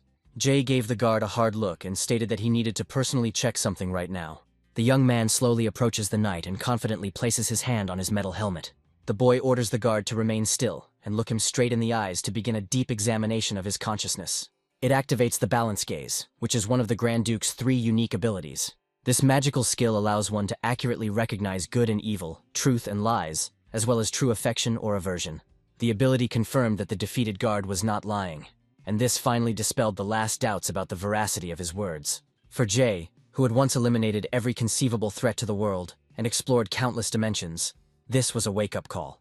Despite all his past achievements, dangerous anomalies continued to arise one after another, creating the feeling that the situation was getting out of control. It seemed that reality itself had ceased to obey its usual laws, and the world began to slowly collapse from within. With a sharp and unexpected movement, Jay grabbed the warrior by the chest, causing him severe and piercing physical pain. The guard added that the will beyond the horizon was filled with malice and hostility, as if it were spewing curses at everything in the world. He theorized that this reaction was directly related to the core formed from the Green Dragon's power within Jay himself. This thought sounded especially alarming, because the source and nature of such interference remained completely unknown to him. At that moment, he discovered a strange magical clock within the enemy's essence, hidden from any normal perception. This mysterious power defined as its enemies any elements that were outside the standard timeline or had their own unique flow of time. She always acted ruthlessly and relentlessly, tracking down such anomalies regardless of the vast distances and dimensions separating them. The Guardian explained that this force usually showed activity only during moments of regression and serious temporal disruptions. However, now she has begun to directly interfere with what is happening, grossly disrupting the usual order of events in this reality. Jay realized that at this point he was powerless to change anything, and all he could do was wait for this dangerous situation to develop further. The guy rudely declares to the guards that in any case he considers their conversation completely over. Jay asked about their future plans, reminding them that he had already taken on the responsibility of looking after the dragons. Furthermore, the subjugation magic bound to the dragons was most likely completely destroyed by the recent spatial distortions. The guards asked incredulously if he would really let them go, to which Jay made it clear that he had no complaints. Having received the young man's assurance, the guards agreed to leave the house, but one of them flatly refused to leave, declaring that protecting the dragons was his sacred duty. The knight stated that he was the keeper of the history of cause and effect, and could not abandon his post. Jay instantly dealt him a powerful blow, which with great force threw the stubborn guard far to the side. The young man steps on his fallen opponent and asks him one more time, giving him one last chance to retreat. Despite the real threat to his life, the knight once again firmly repeats that he categorically refuses to leave and abandon his post. An aggressive, bright red aura flares around Jay, and he delivers another powerful energy blow to the stubborn guard. The boy asks again if the knight will leave, and warns that this time his offer will truly be his last. Jay is greatly surprised that this battered warrior, even on the brink of death, continues to desperately cling to his elusive goal. Experiencing unbearable pain, the Guardian quietly declares that he simply cannot act contrary to his inner convictions. The other guards called their comrade a fool and a stubborn man, telling the boy that he would not listen to him even under threat of death. The knights consider him a madman for such stubbornness, because he does not want to gain freedom when it is right in front of him. When Jay asks if his family has always been so fanatical in their tenacity, the surviving guards answer in the affirmative. A dark aura flares up around the guy, and he comes to the conclusion that this knight is worthy of being a true guardian. Summoning his legendary blade from the dark space, Jay executed all the warriors present in the room without the slightest hesitation. He saved the life of only one intractable guard who, perplexed, asks about the reasons for such a decision. The young man replied that he had quickly discerned something truly unusual in this guard. Jay asks why he is so passionate about protecting the green dragon, to which the knight replies about his undying loyalty to the clan. Jay recognized the creature's devotion, but reminded him that the green dragon was now under his personal and absolute protection. The guardian wondered how he could be of any use to the lady, being considerably weaker than this mysterious and frightening man, but Jay quickly found a suitable occupation for him. Jay brings the guard to the surprised girls and asks them to say hello to the new member of their unusual family. The guy tells the girls that from today he has hired them a personal and very efficient professional butler. This statement greatly surprised the guard himself, but he understood the seriousness of the situation and chose to remain completely silent. The newly appointed butler immediately set about his new duties, beginning with a thorough washing of the accumulated dishes. While he was busy with his household chores, he never for a moment forgot about the stern warning that this frightening guy had given him yesterday. He directly asked the young man how exactly the role of a simple butler could be connected with the protection of great dragons. Jay reminded that he had already said earlier that his presence alone was enough to provide absolute protection to all dragons. He retreated from his original principles, giving the guard one chance, and warned that if the knight did not want to be a butler, the boy would destroy him. The guard continues to silently wash the dishes and thinks bitterly about how he ended up in such a strange life. While the warrior was fiddling around at the sink, he was completely focused on his work, and did not immediately notice that someone had approached him from behind. Bomb quietly approached him, and he instantly felt her soft presence next to him, causing him to shudder internally. She immediately recognized him as an elite guard from Ascalepa. Looking closely at his face and his usual knightly demeanor, Bomb assured him that she was already feeling quite well after her recent illness and was no longer worried about anything. She then confirmed his new appointment as being responsible for the cleanliness of the house, and asked him to always work hard. With a slight smile, Bomb added that the pink apron suited him very well and looked surprisingly appropriate on him even over his armor. From intense embarrassment and sudden delight, the guard blushed deeply and mentally swore never to cause his mistress any inconvenience. However, in a fit of emotion, he awkwardly touched the dishes and accidentally dropped a porcelain plate, which smashed on the floor with a loud crash. Bomb only noted with slight sadness that this thing was really expensive, and there was no way to save it. Soon the house was filled with the usual bustle. Gaol arranged a fun photo shoot for Ghoul, enthusiastically dressing her in charming dresses.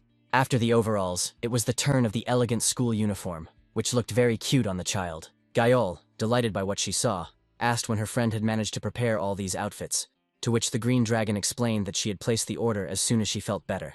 When Gael asked the guard's opinion about the baby's outfits, he reverently replied that any clothes would look impeccable on such a beauty. This answer left the girl completely delighted, and she tells the knight that he really knows how to choose the right words. Jay watches this dialogue with obvious tension, and is a little nervous about what is happening, but still remains silent.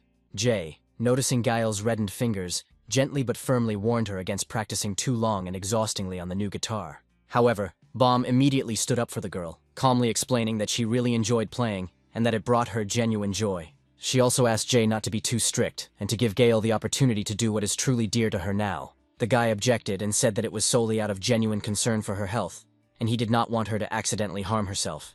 Along the way, Jay noted that Red was acting strangely and had been staying in her private room for too long.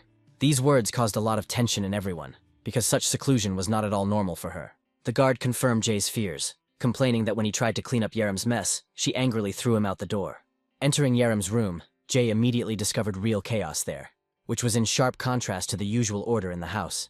Empty beer bottles and numerous cigarette butts were scattered everywhere, creating a feeling of neglect and complete disarray. The girl herself was completely absorbed in watching another drama, and seemed completely unaware of what was happening around her.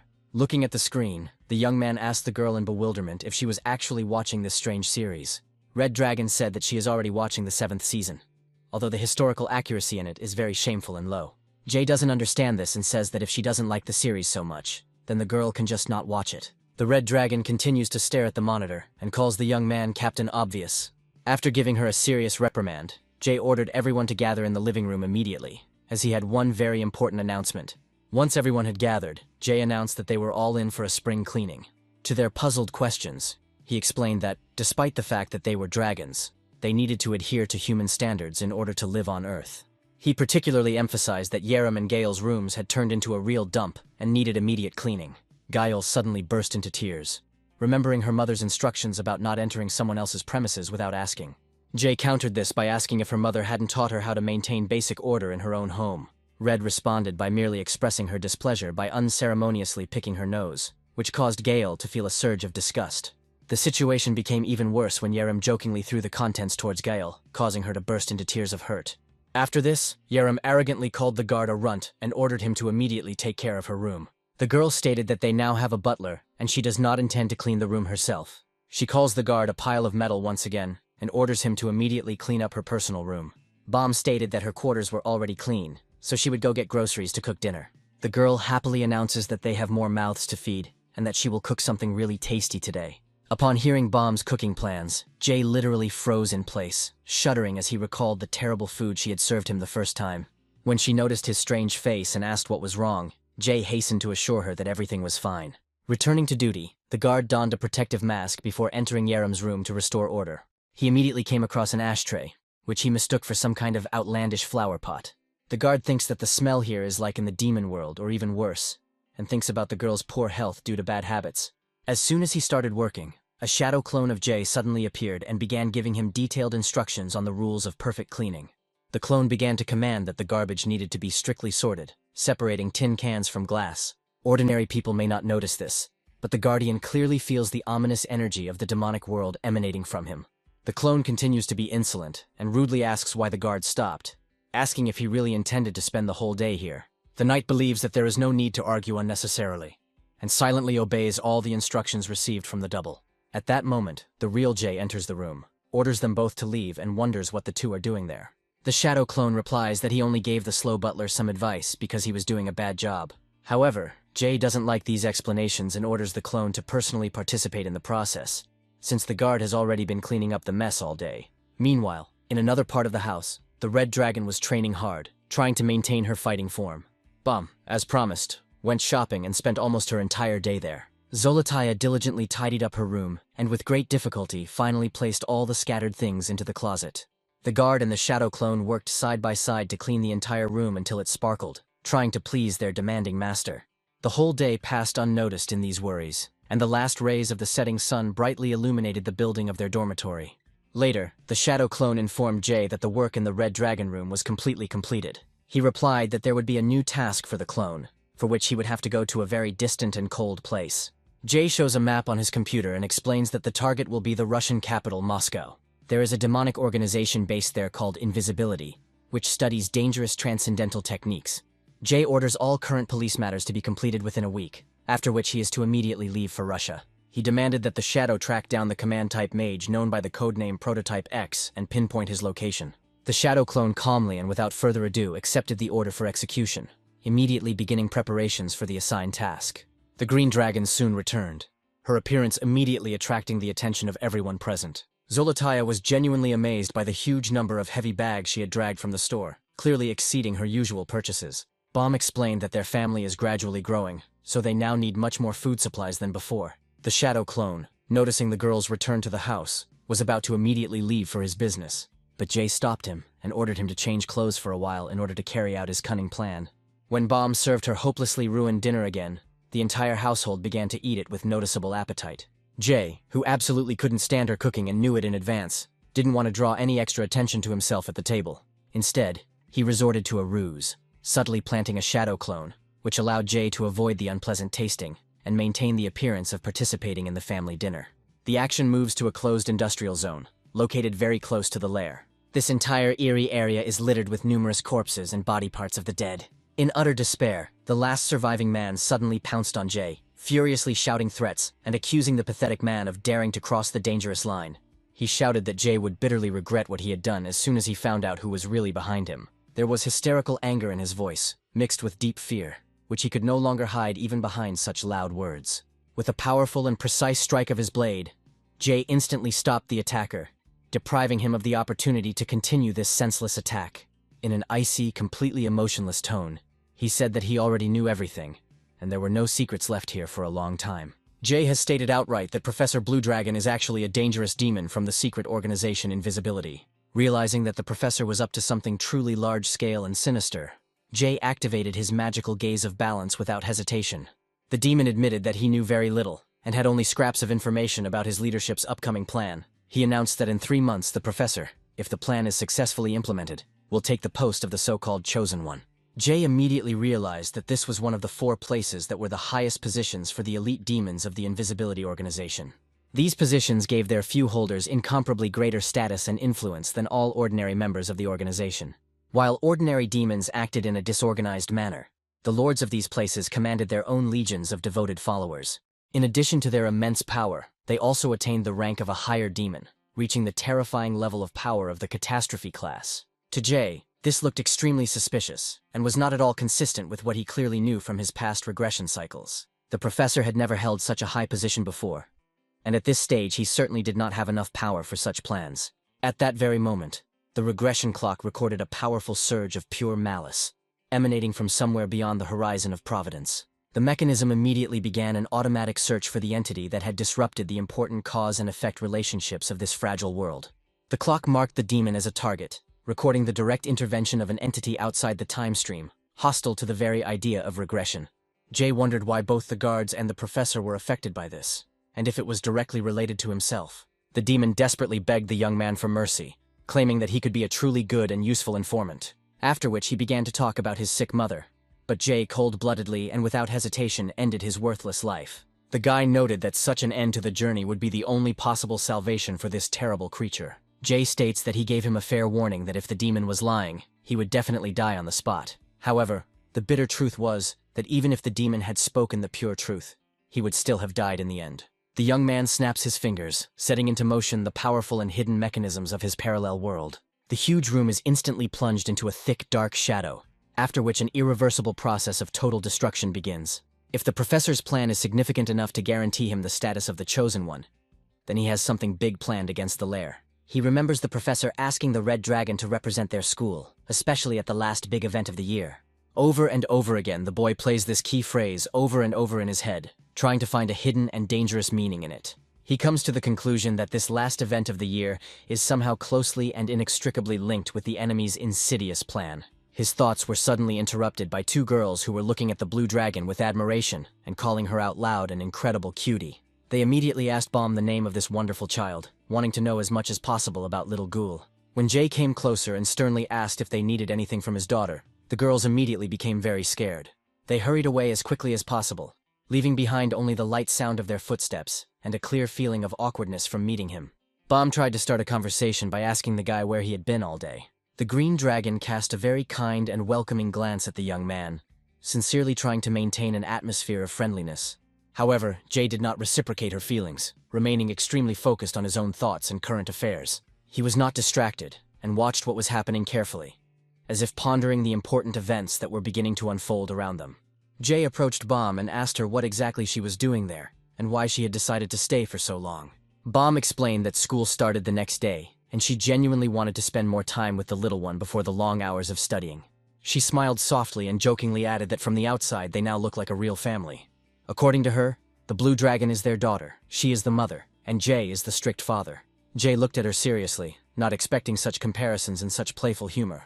Baum laughed at his violent reaction and immediately assured him that it was just a joke and not to be taken seriously. He advised Baum to keep such jokes exclusively to the home, so as not to embarrass those present on the street with his behavior. The Green Dragon smiles happily back, and it seems like she is thoroughly enjoying this carefree time with him. The long-awaited morning of the next day arrives, when numerous schoolchildren in an organized manner head to the Lair Academy for their classes. In front of the school entrance, there is a spacious alley along which cherry trees bloom profusely and softly shower her with petals. The Golden Dragon literally beams with joy, and loudly repeats that this festive day has finally arrived. Baum asks his sister what classes she has chosen, and expresses hope that they will take the same classes. After which the Green Dragon asks the girl why she always has a piece of toast in her mouth. The girl seemed to have already had breakfast at home, and this seemed strange, to which Gale responded with a smile to his little sister. She says her mother always advised that if you bump into someone with a piece of toast in their mouth, you could meet your destiny. However, instead of the handsome prince, Gale crashes at full speed into the Red Dragon, who was standing in her way. Gaio looks up at her little sister in surprise and watches her unpredictable reaction with apprehension. As expected, Yerem starts to be sarcastic and declares that the most a girl can do is knock down a random passerby, but not find a prince. After this, Red smiled mysteriously and jokingly offered the girl to become her betrothed, but the golden dragon indignantly objected, reminding her that she was, in fact, also a girl. Red simply waved it off, citing modern American TV series, and advised Gaio to educate herself on the topic of same-sex love. After which the Red Dragon began to loudly complain about the absence of this old man, because Jay promised that he would definitely come to their class meeting. Red Dragon says that Jay hasn't been home since yesterday and suggests out loud that he might be secretly dating some woman. This thought caused Bomb to panic, and she began to passionately prove to everyone that Jay was not at all one of those people. Their conversation was suddenly interrupted by the noise of a crowd of reporters. The girls initially mistakenly thought that the press had gathered there for the famous first-year students. However, all cameras and microphones suddenly turned towards the Red Dragon. Journalists immediately recognized her as Cadet Yerim, the same troublemaker who destroyed Sophia and made a very harsh statement. Reporters believed that they must, by any means necessary, obtain an exclusive interview from this extremely scandalous person. The Red Dragon realizes that things are bad and begins to swear out of frustration. Reporters surrounded her from all sides, shouting questions and demanding immediate explanations. The Golden Dragon hid behind her friend in fear, trying not to attract attention. Yerem tried to say something, but the noise and provocative questions from journalists only grew. The Red Dragon could not stand it any longer, and in rage, she screamed loudly throughout the alley, ordering everyone to shut up immediately. She called the reporters trash, and rudely stated that her previous response was quite sufficient. The girl is determined and seems to be going to deal with each of them individually. Meanwhile, the action moves to the dormitory, where the Guardian was trying to keep an eye on the little blue dragon. He had no idea how to properly handle small children. The guard caught himself thinking that he was now terribly uncomfortable in this new role. The knight remembers Jay's parting words as he was leaving. The guy said that everyone else would be at school, and he himself would not be home either. At the threshold, Jay turned around, looked sternly at the Guardian, and said that he would be left alone with the baby. Jay demanded that he take full responsibility for the little girl in his absence. The knight couldn't even imagine that he would be given a task much more difficult than cleaning, because he had never looked after children before. He quietly approaches the little girl and politely calls Ghoul Little Miss, trying to show her as much respect as possible. After which the Guardian begins to tell her that everyone will only come home in the evening, and suggests that she rest in a more comfortable place. The girl doesn't react at all to his kind words, and continues to sit at the threshold, patiently waiting for the arrival of Jay and her beloved sisters. The Guardian feels a strong sense of awkwardness from this situation, and even his cold steel armor gradually becomes covered in sweat from intense excitement. With the sad thought that he was completely incapable of communicating with children, the disheartened warrior decided to return to his usual cleaning for a while. Entering the room, the knight unexpectedly saw a small book on the floor among scattered toys, which attracted his close attention. Picking her up from the floor, he slowly walked back to the little girl, who was still sitting motionless by the closed front doors, waiting for her owners. After which the knight offered to read this book with bright pictures to the blue dragon, hoping to somehow brighten up her long and tedious wait. He begins to make another desperate attempt to somehow interest the little girl and distract her from her sad thoughts. Ghoul was truly interested in this idea. The Guardian immediately felt relieved, sincerely glad that she liked the pictures in this book. Since the girl could not yet read on her own, the Guardian suggested telling her this story called My Dad is a Fairy. The knight begins to read about how, long ago, in the thickest part of the forest, there stood a small house where amazing and fabulous events took place. Suddenly, it occurs to him that if we are talking about a forest from the past, then this is definitely a primeval forest before the beginning of the bloody era of demons. Having thrown these spontaneously arising thoughts out of his head, the Guardian continues to tell how in that very place lived a little girl and her kind father. Suddenly, the guard begins to think that their mother died a harsh and terrible death, but the girl was still lucky to survive. Before going to bed, her father always told her different stories about the past, trying to pass on to the child all his accumulated knowledge about the world. Here in his head thoughts arise that the stories of the past of those distant times should be exclusively about the Great War and battles. The knight makes the dark assumption that her father is most likely a military fanatic who is obsessed only with battles and the glory of arms. The story continues, and the Guardian tells how one morning the daughter woke up and realized with horror that her father was no longer in their house. He suggests that, most likely, the father went in search of a new mother, since in that era, female prisoners of war were often taken as concubines. The guard makes the assumption that the girl should be happy, since she will soon have a new mother, and their family will again become complete and strong. The knight continues to retell the tale, mixing it with his strange thoughts, and the blue dragon continues to listen to him silently and attentively. After a while, the the guardian notices that something is clearly wrong with the child, and pauses his reading to carefully watch the girl's reaction. He asks Ghoul if she doesn't like this story, because the girl has clearly lost interest and is now persistently pointing her hand to the side. The knight can't figure out what exactly the child wants, while Ghoul continues to confidently point his little hand towards the blank wall. Again and again, the guardian wonders about the reason for such strange behavior, because the girl persistently points to a completely empty space in the room. Feeling completely rejected, the guardian obediently fell silent and sat down to the side in the far corner, trying not to disturb the child anymore.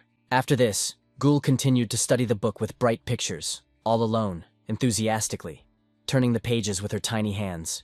Meanwhile, at school, Bomb couldn't concentrate on her lessons because her thoughts were completely consumed by the question of Jay's secret girlfriend. At this time, a very expensive car pulled up to the educational institution, which immediately attracted the attention of all the students nearby. The heiress of the Gon clan, one of the 3 great and most respected families of skilled swordsmen, slowly steps out of the car. At this stage in her life, she was much more concerned with quality skincare than grueling training with a heavy sword on the parade ground. The girl begins to loudly complain that she sweats a lot during class, and this circumstance greatly spoils her flawless makeup. She quickly touched up her makeup and ordered her secretary to immediately disperse the insolent reporters who had gathered near the entrance to the academy.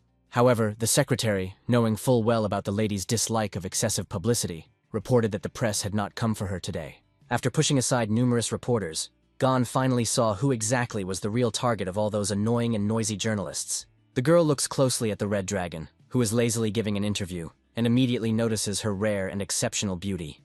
Yerim settled herself down right on one of the guys who had volunteered to serve as her living chair, and felt at ease. Guile timidly said that the guy might be uncomfortable, but Yerim assured her that this was what the fan really wanted. The reporters continued to bombard Yerim with difficult questions one after another, but she quickly became bored and lost her joy. The girl turned her attention to one of them, but he took too long to introduce himself, which is why Yerim interrupted him right in the middle of his sentence. The poor man was very upset by such a harsh attitude, and did not even have time to ask his prepared question. The next question was about how the girl felt about becoming the main topic in the world of superhumans. But Yerim showed indifference and demanded that the journalist ask a new question. A question is heard asking if the girl wants to convey anything to her fans, to which Yerim again rudely replies that the next journalist should come. A rather heavy-set and strange reporter suddenly reminded Yerim of the old scandalous statement about her entering the Blue Dragon Academy just for the sake of romance. Yerim tried to awkwardly laugh it off and quickly dropped the subject, but the persistent man continued to press her, demanding an immediate explanation of the true meaning of those words. The impudent journalist would not let up and directly put forward the bold assumption that the young girl had some other, secret and hidden intentions from the very beginning. This persistence only further inflamed the overall atmosphere, attracting unnecessary attention from the crowd, and causing Yerim considerable irritation. The Red Dragon licked her lips predatorily, and with an extremely dangerous grin, asked him directly if he would personally like to do with her right now exactly what he was so zealously talking about. The man hesitantly replies that it's probably a joke, but the girl immediately states that if it's humor, then why does he continue to cling so zealously to her previous words?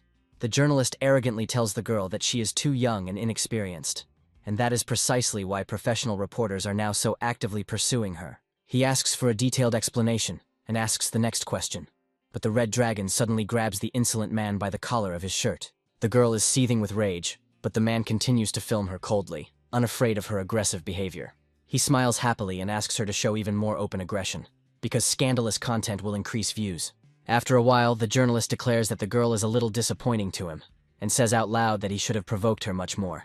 The journalist declares that very soon he will write a high-profile article, where the focus will be on a student who persistently demands relationships with reporters. The Red Dragon finally explodes in rage. The girl loudly declares that she will kill him on the spot before he dares to publish anything online.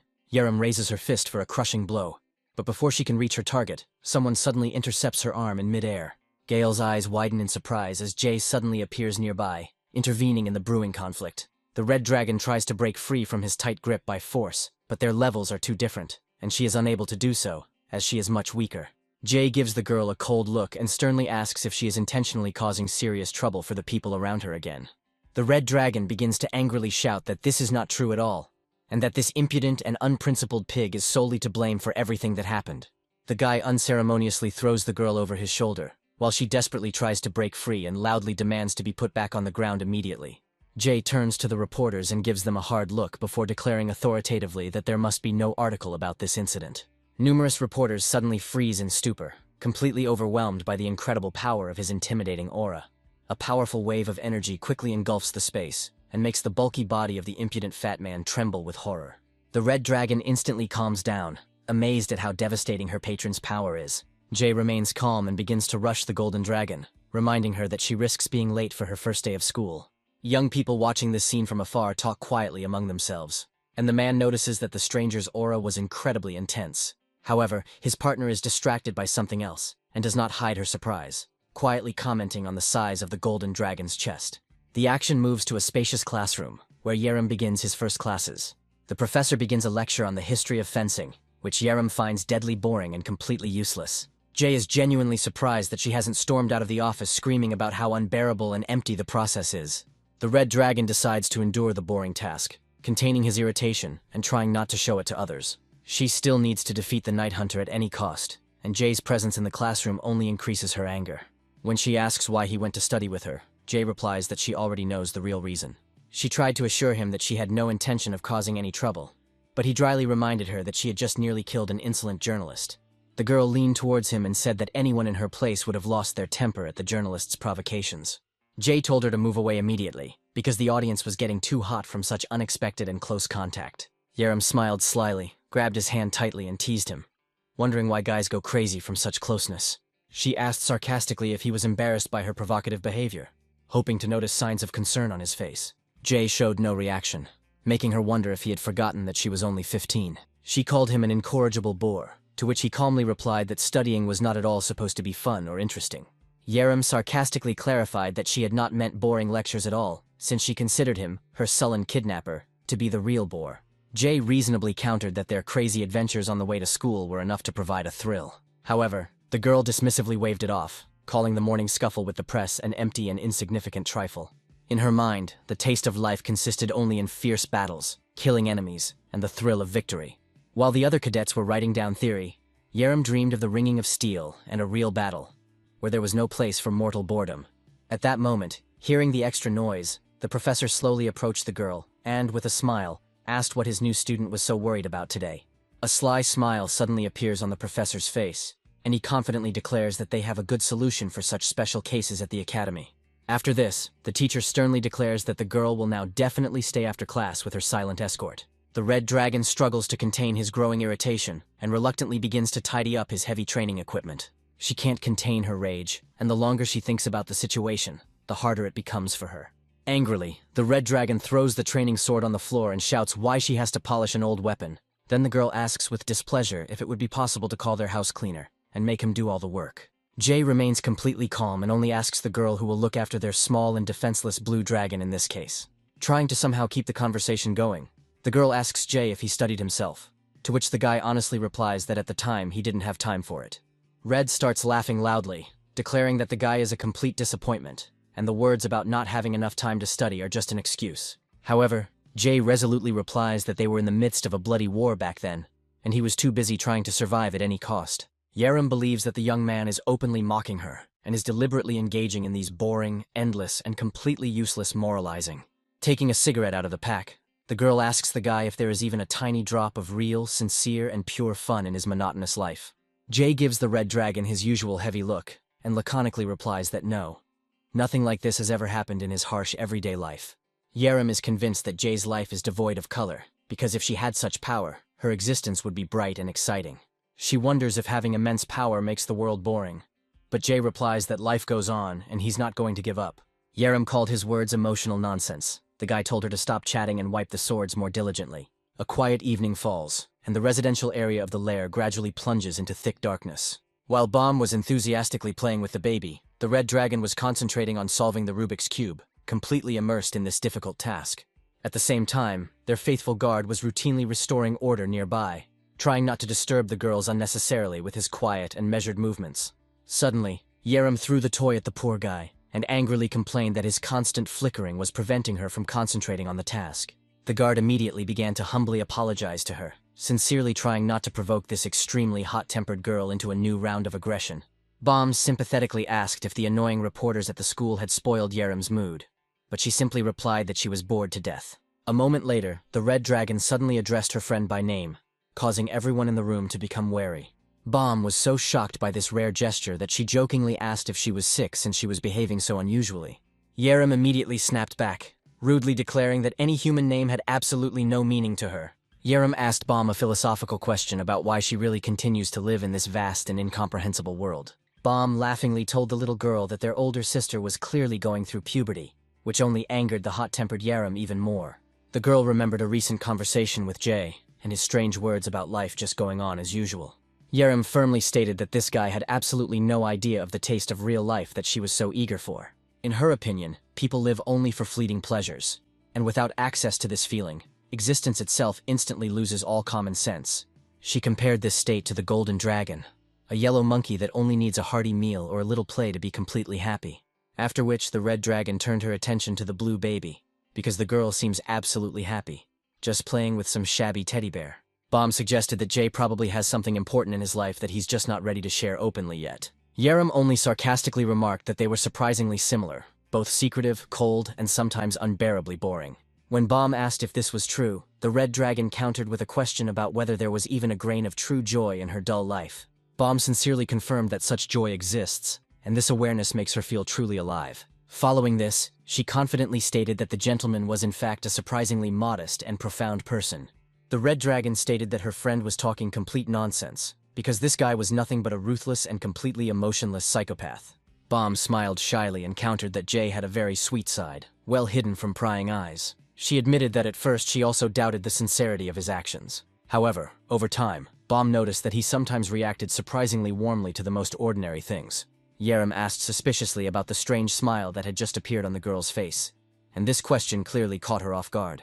The red dragon immediately began tickling her, loudly accusing her friend of secretly having affairs behind their backs with this stern guy.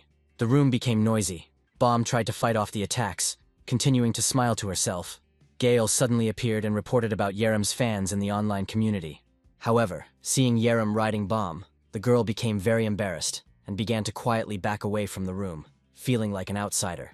Gael clearly misinterpreted what she saw, which immediately created an extremely awkward and quite comical situation in the living room. Yerim screamed after her in rage, demanding an immediate explanation of what indecent thing she had managed to imagine in her little head. The red dragon was furious that her innocent tickling prank had suddenly turned into a source of ambiguous and stupid rumors. The next morning came. Jay was calmly changing his clothes in his room when Bomb walked in without warning. The girl immediately flushed with embarrassment, noticing that the young man was standing in front of her half naked. Jay gave her his usual heavy look, without expressing any unnecessary emotion or anxiety. The green dragon immediately shot out the door, apologizing profusely for her clumsiness and sudden intrusion. After which the girl knocked politely, and the young man calmly allowed her to enter the room.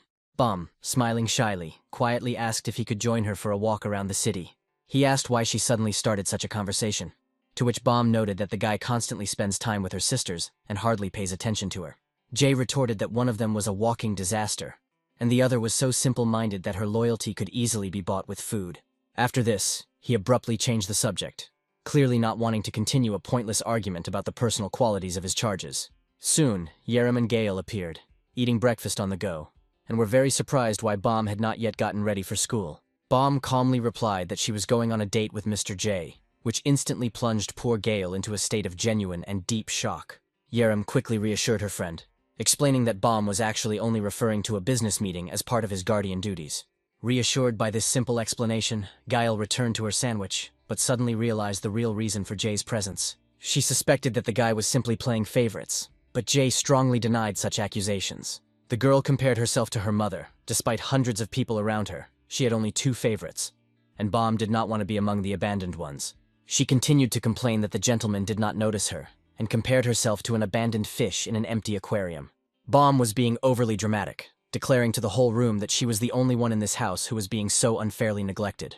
Seeing her friend's distress, the golden dragon immediately tried to cheer her up and distract her from her gloomy thoughts. Red assured the guy that she now understood the reason for his constant presence nearby, and promised not to cause trouble while he accompanied Bomb. The girl stated that Jay couldn't keep them under his supervision forever, and it was time for them to learn independence. After some thought, the guy agreed, and the green dragon secretly rejoiced, because she had been longing for this date from the very beginning. The action moves to the classroom, where Bomb was diligently studying with Jay, trying to concentrate as much as possible on her studies. The students immediately started whispering, recognizing her as the sister of that very scandalous Yerim. They enthusiastically discussed her incredibly high scores on the entrance exam and wondered what other talents the new girl possessed. This was followed by heated debate about her family's origins, but it quickly became clear that no one had any precise information. The teacher claps his hands joyfully and loudly announces to everyone present that today's social etiquette lesson is finally over. The teacher decided to spend the remaining time on partner dancing, which caused a wave of discontent among the students. She explained that when they become great superhumans, they will have to constantly attend social events. To look awkward in front of high society is an indelible disgrace and an absolute failure. The students quickly split into pairs, some timidly greeting their partners, while others blushed from the accidental touch of hands. One of the girls was surprised that Bomb was standing completely alone, because she expected to see a line of people wanting to get in. The young man noticed that the girl had a strange aura that made it difficult for ordinary people to even approach her. The teacher is genuinely worried about the girl, noticing that she is left without a partner. But the green dragon humbly replies that apparently she is simply not popular at all. Ultimately, the kind teacher decided to support the lonely girl and personally pair her up so she wouldn't feel left out. However, the green dragon politely asked if she could, as an exception, dance with her guardian, who was there and watching over her. Jay, watching from the side, was visibly taken aback by this sudden request, but the teacher was kind, and the girl, beaming with happiness, immediately ran to him. The situation made Jay tense, because he had not expected such a turn of events in a regular etiquette lesson. At this time, the green dragon joyfully ran up to the guy and extended her hand, inviting him into the dance circle. The guy honestly admitted that he didn't know how to dance at all and had never done it, which clearly made him uncomfortable. This upset the girl, and she asked reproachfully whether he would really leave her alone at such a crucial moment. The teacher loudly commanded all the students to take their partner's hands and smoothly begin to take their first steps to the rhythmic music. At that moment, Bomb felt Jay's hands trembling slightly, revealing his inner excitement and unusual shyness. She asked with a smile if he was really so nervous just because he was holding her hands in front of all the students. Bomb asked if the guy was really embarrassed to touch her, to which Jay visibly blushed, but quickly denied it. Then she confidently intertwined her fingers with his palms, trying to calm him down and show that there was nothing scary in this gesture. She noticed that a simple touch did not instantly connect their emotions, and the guy only silently agreed with this logical argument. Bomb concluded by jokingly reminding him not to shirk, otherwise it would reflect poorly on her etiquette grades. Jay silently accepted her terms, and they began their first dance, trying to match the general movements of the other couples swirling in the spacious room. From the outside, they looked like a truly harmonious couple, although Jay was extremely focused, afraid of making any wrong move and completely ruining the moment. Bomb, still smiling mysteriously, noticed that his palms had become completely damp with sweat, which revealed the extent of his extreme nervous tension. Suddenly, Bomb's imagination played a cruel joke on her, throwing up a daring image of a guy with a naked, muscular torso.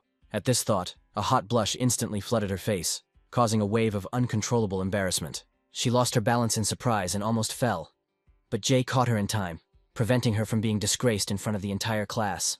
Both froze in amazement, and Bomb's nose suddenly started bleeding from a powerful rush of blood to his face. Jay looked at the girl in complete confusion, not understanding what secret thoughts had caused such a violent and strange reaction. While the guy was trying to understand the reason for what had happened, Bomb, deeply embarrassed, was frantically looking for a way to quickly hide her shame from his eyes. Sometime later, Bomb was sitting in the hallway, slowly coming to her senses and drinking cold juice to calm down a little after what happened in the dance hall. Jay insistently advised her to go to the hospital immediately, but she only waved him off, explaining that dragons did not need ordinary human hospitals at all. When he asked in bewilderment how she could have started bleeding if she hadn't hit anyone, Bomb simply couldn't find a truthful answer to give the guy. Bomb quickly changed the subject, praising Jay for his dance, which was much better than expected, and curiously asked where he learned to do it so well. This question suddenly reminded the guy of a girl from the past who once called him captain and patiently taught him his very first dance moves. That mysterious mentor from his memories assured him that his innate skills were quite good even for a tough newbie. She insisted that with enough practice his movements could become flawless, worthy of any elite technique. Lost in these melancholy thoughts, Jay fell silent for a moment, after which he dryly replied that he had never taken professional dance lessons. Bomb immediately noticed his darkened gaze and tactfully decided not to ask any more questions, so as not to disturb old wounds. The girl felt that behind his cold calm there was hidden a sad secret that he was not yet ready to share with others. Then she gently asked about his plans for the evening, and when the guy was free, suggested doing something really fun together. Bomb sincerely hoped that spending time together would help him take his mind off his dark thoughts and finally feel a taste for the simple life. The action moves to Moscow, to the secret center of the Invisibility Organization, where, to the sound of sirens, the corridors are littered with disfigured corpses. One of the demonic creatures tried to escape in panic, realizing that even with their combined forces they would not be able to defeat the approaching monster. This chilling horror paralyzed the will of the survivors when they realized that their base had turned into a death trap from which there was no escape. The mutant turns around abruptly and begins to curse loudly, not understanding where this monster, whose power exceeds all imagination, came from. Having knocked down the armored doors, he continues his desperate run, hoping to get out and immediately contact his superiors. As the fugitive reached the turn, a double of Jay suddenly appeared in front of him, blocking his path and emitting a frightening energy. Shadow asks where the mutant is rushing off to in such a hurry, and the creature, trembling with terror, asks the clone in response what exactly he needs in this forgotten place. To this, the Shadow calmly replies that his great lord is looking for something important here, and he will stop at nothing until the task is completed. The ghost demanded that the location of the transcendental demon be revealed immediately, so that this protracted bloody search could finally be put to an end.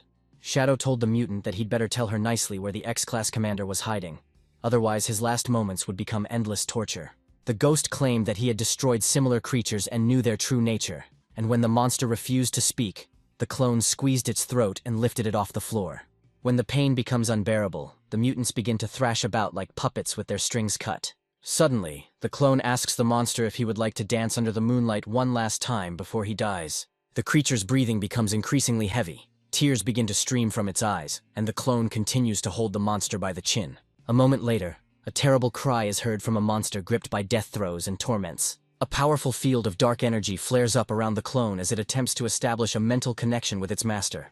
Transmitting a signal, the clone reports to Jay that the Type X has already been used and sent to stealth headquarters. He also reports that, unlike all previous regressions, in this time loop, the X prototype unexpectedly turned out to be a female, which changed things considerably.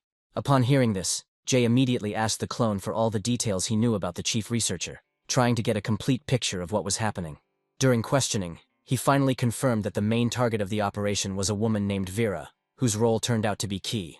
He then ordered the clone to take on the guise of Vera and secretly infiltrate the Stealth Force headquarters to finally establish the identity of the X prototype. This transcendental demon is known to possess the rare ability to link together the minds of countless others like itself, turning them into a single instrument of will. The longer this commander remains alive, the more followers he brings under his influence, gradually growing into a threat to the world. With each cycle, his power only grows stronger, and the network of mental connections becomes denser, making direct combat a suicidal risk.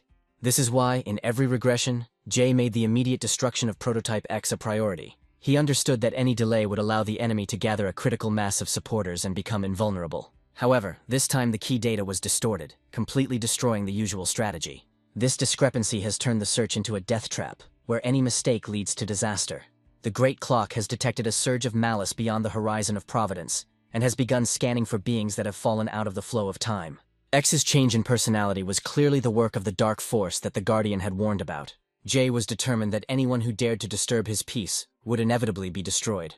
At that moment, Bomb called him. The guy was surprised to see her in the fitting room, not expecting such a turn of events at all. She appeared before him in a bikini, and coquettishly asked what she looked like, causing Jay to blush and quickly turn away. The Green Dragon explained her choice with the approaching summer, and, without the slightest embarrassment, invited him to come closer. According to her, he should have taken a closer look at the outfit since he was a spectator at this demonstration. A confused Jay carefully asked if this was all just another stupid joke. However, Bomb stubbornly insisted on her own, making it clear that she was extremely serious. She jokingly asked if he was having indecent thoughts, prompting the guy to sternly warn her against provocations. As she left, Green Dragon continued to tease Jay, laughing and asking if he really didn't want to look at her longer. He vehemently denied it, but Bomb continued to tease him, jokingly wondering if she should have bought that revealing swimsuit after all. Jay insisted on returning home immediately, but Bomb admitted that she had actually come to the mall to buy gifts for the girls. She explained that Ghoul's favorite teddy bear was completely worn out, so she decided to buy a new one and other gifts for the other dragons. Jay asked what exactly she had prepared for the others. Bomb explained that Gale really appreciates stylish clothes and wardrobe accessories. As for Yareem, Bomb asked her about her wishes in advance, although such a display of concern itself seemed a little unusual to her. Bomb ended up going off to look for gifts for Gale and Yareem, leaving the most important task to Jay, choosing a present for little Ghoul. Jay silently headed in the other direction, without turning around and demonstrating complete determination to act without further words or prompting from the Green Dragon. The Green Dragon, meanwhile, thought that he would surely cope with this task on his own, as he had done many times before.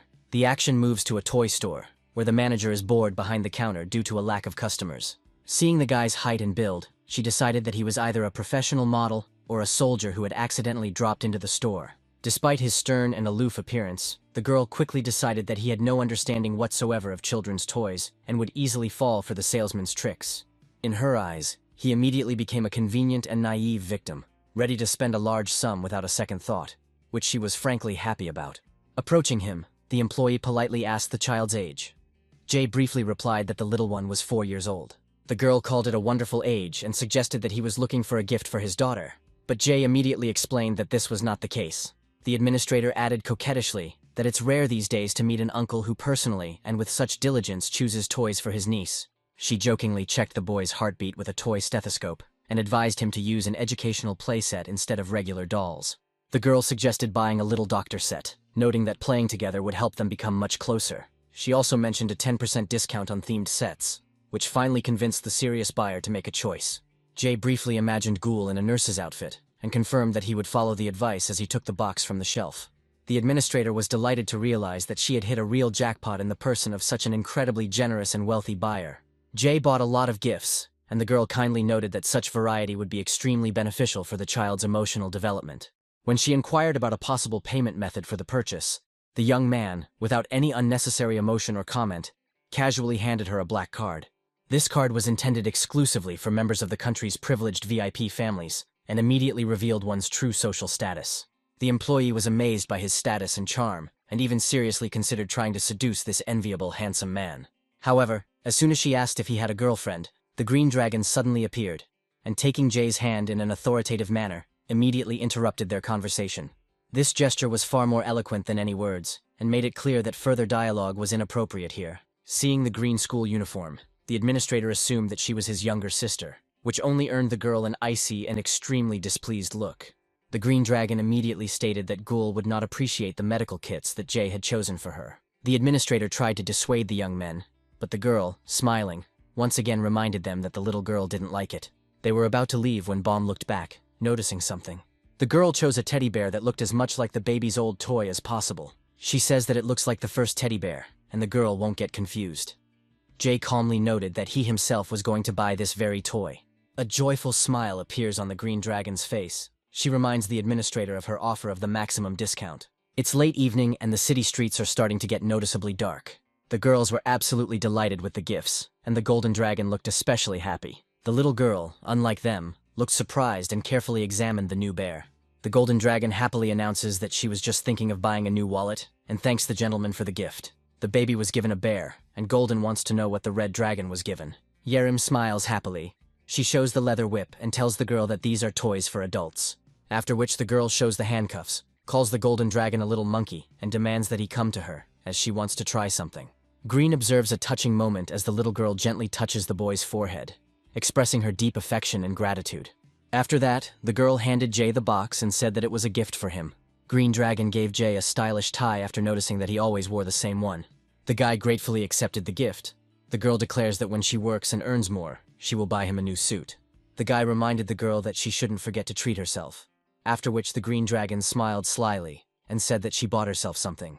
Jay asks the girl what she bought, to which she smiles shyly. Green bought that very expensive underwear and tells the guy that she will show him the gift later. Several weeks pass. The Guardian quietly knocks on the door, opens it, and enters his master's office. Jay informs him that he is going away for a few weeks and is going to give him important tasks to do during his absence. He instructs the Guardian to look after the baby for the next 3 days, after which the guy turns around and says there's something else. Jay says he's taking Yerim with him on this trip. The action moves to the portal, near which a huge crowd of people has already gathered. One of the guys excitedly announces the start of the long-awaited demon battle simulation. The simulation is a brutal endurance test designed for total immersion and maximum combat. For 3 days, students must survive inside a virtual dungeon filled with traps, monsters, and constantly changing conditions. They will not fight alone, but in teams, where everyone is obliged to fulfill their role and support others at any cost. Each group is assigned a guardian who guides the students, monitors the progress of the test, and evaluates their performance under extreme conditions. The guardian is called an operator, a term that comes from the practice of groups of superhumans who specialized in raids against monsters.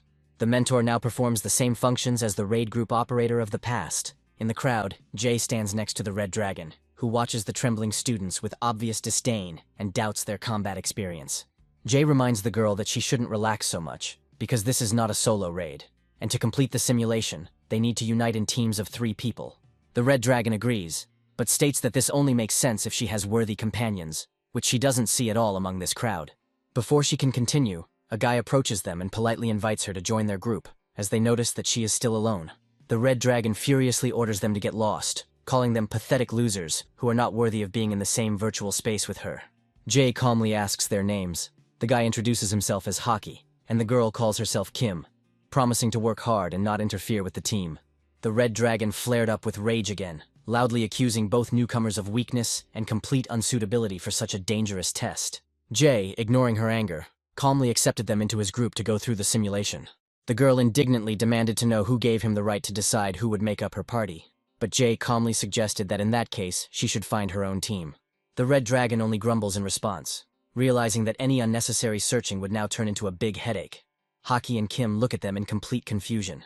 She ultimately orders the pair to obey her without question, warning that any obstacles in their path during the battle will deprive them of any chance of escaping alive. Hockey, despite her rude tone, bows gratefully, but suddenly someone hits the guy hard on the back of the head with great force. The newcomer furiously scolds Hockey and Kim for getting in the way again, reminding them of his threat to kill them for such insolence. Hockey apologizes, but the guy switches to Kim and rudely demands words of repentance from her. The girl remains silent, and the enraged guy asks why she is hesitating, since her boyfriend has already apologized. He leans over to the girl and grabs her by the hair, after which he once again demands an immediate apology. The girl gives the young man a stern look, and her determined expression shows that she does not intend to follow the lead of this bully. The bully's partners laugh loudly and advise him not to overdo it, as the escorts are very close. The bully brushes them off, saying that adults don't care about orphans, and roughly grabs the girl by the bangs. Hearing this, the Red Dragon wonders what he meant by the word orphan. The bully instantly recognizes her as Yerem, the same crazy student from the Blue Dragon School. He doesn't show it, but internally he panics as the Red Dragon repeats his question. The guy recalls that even his elders advised him never to get involved with this crazy woman. The bully explains in detail that these orphans are students without formal guardians. He points to the young guys and declares that they are poor trash without any connections. After this, the Red Dragon begins to grumble with annoyance that she has to be on a team with these paupers. The guy is very surprised why such a strong warrior would team up with such idiots. He offers her a place in his group, promising to kick out any member for her. The hooligan sincerely hopes that his proximity to the Red Dragon will bring him enormous benefits in the future. He believes that their characters are similar, and therefore the guy will be able to easily manipulate her cruelty to his advantage. His thoughts are rudely interrupted by a sudden blow. The Red Dragon hits the guy right in the face. Everyone present freezes in shock, and the aggressor himself is speechless from such impudence. The guy calls the Red Dragon a painted idiot out loud, and cheekily asks if she is really tired of living. The girl asks in an icy tone who allowed him to put his dirty paw on her shoulder without any permission. She warns that they are not friends at all, because a scumbag like him is on a completely different level. Yerem loudly warns that if she sees him nearby again, the guy will immediately die a painful death. The atmosphere becomes tense as the young people watch the Red Dragon's reaction in amazement. Jay watches what is happening closely, but does not intervene yet, and only sighs heavily and resignedly. Meanwhile, the portal activates. The professor, and the specialist in demonic entities, announces that he will now announce the rules of the test. All participants will be divided into 50 teams, and will begin their tests at different points in the virtual space simultaneously. Points for activity, kills, deaths, and damage dealt will be converted into points for the team's final score. And everything that happens will be broadcast in real time in the form of a rating table. In case of virtual death, the student is reborn after 3 hours in a different location. The dungeon itself has the ominous name of Ant's Nest. The professor wishes everyone good luck, and then, one by one, the teams enter the shimmering portal to begin this grueling test of strength. The Red Dragon notices that for a virtual world this place looks quite nice, and with predatory excitement promises to smash everything here to pieces. Kim asks her if she even knows where the other squads are, to which Yerem nonchalantly replies that they will definitely collide if they just run in circles. The girl explains that she and Hockey do not have such phenomenal speed and endurance. She states that this rash move could lead them straight into an ambush, but the Red Dragon only sarcastically asks if she really thinks of boasting about her weakness. The girl makes excuses, trying to clarify the strategy, but Red unceremoniously taps her on the head with his finger, declaring that there is only one plan: to obediently follow her and cover her back. Kim insistently reminds them that this is a team battle, not a solo game, and asks them not to act alone, at which point Jay asks the Red Dragon if she has set a worthy target for herself. The Red Dragon is genuinely surprised, to which the guy clarifies which team exactly she is eager to overtake in the rankings.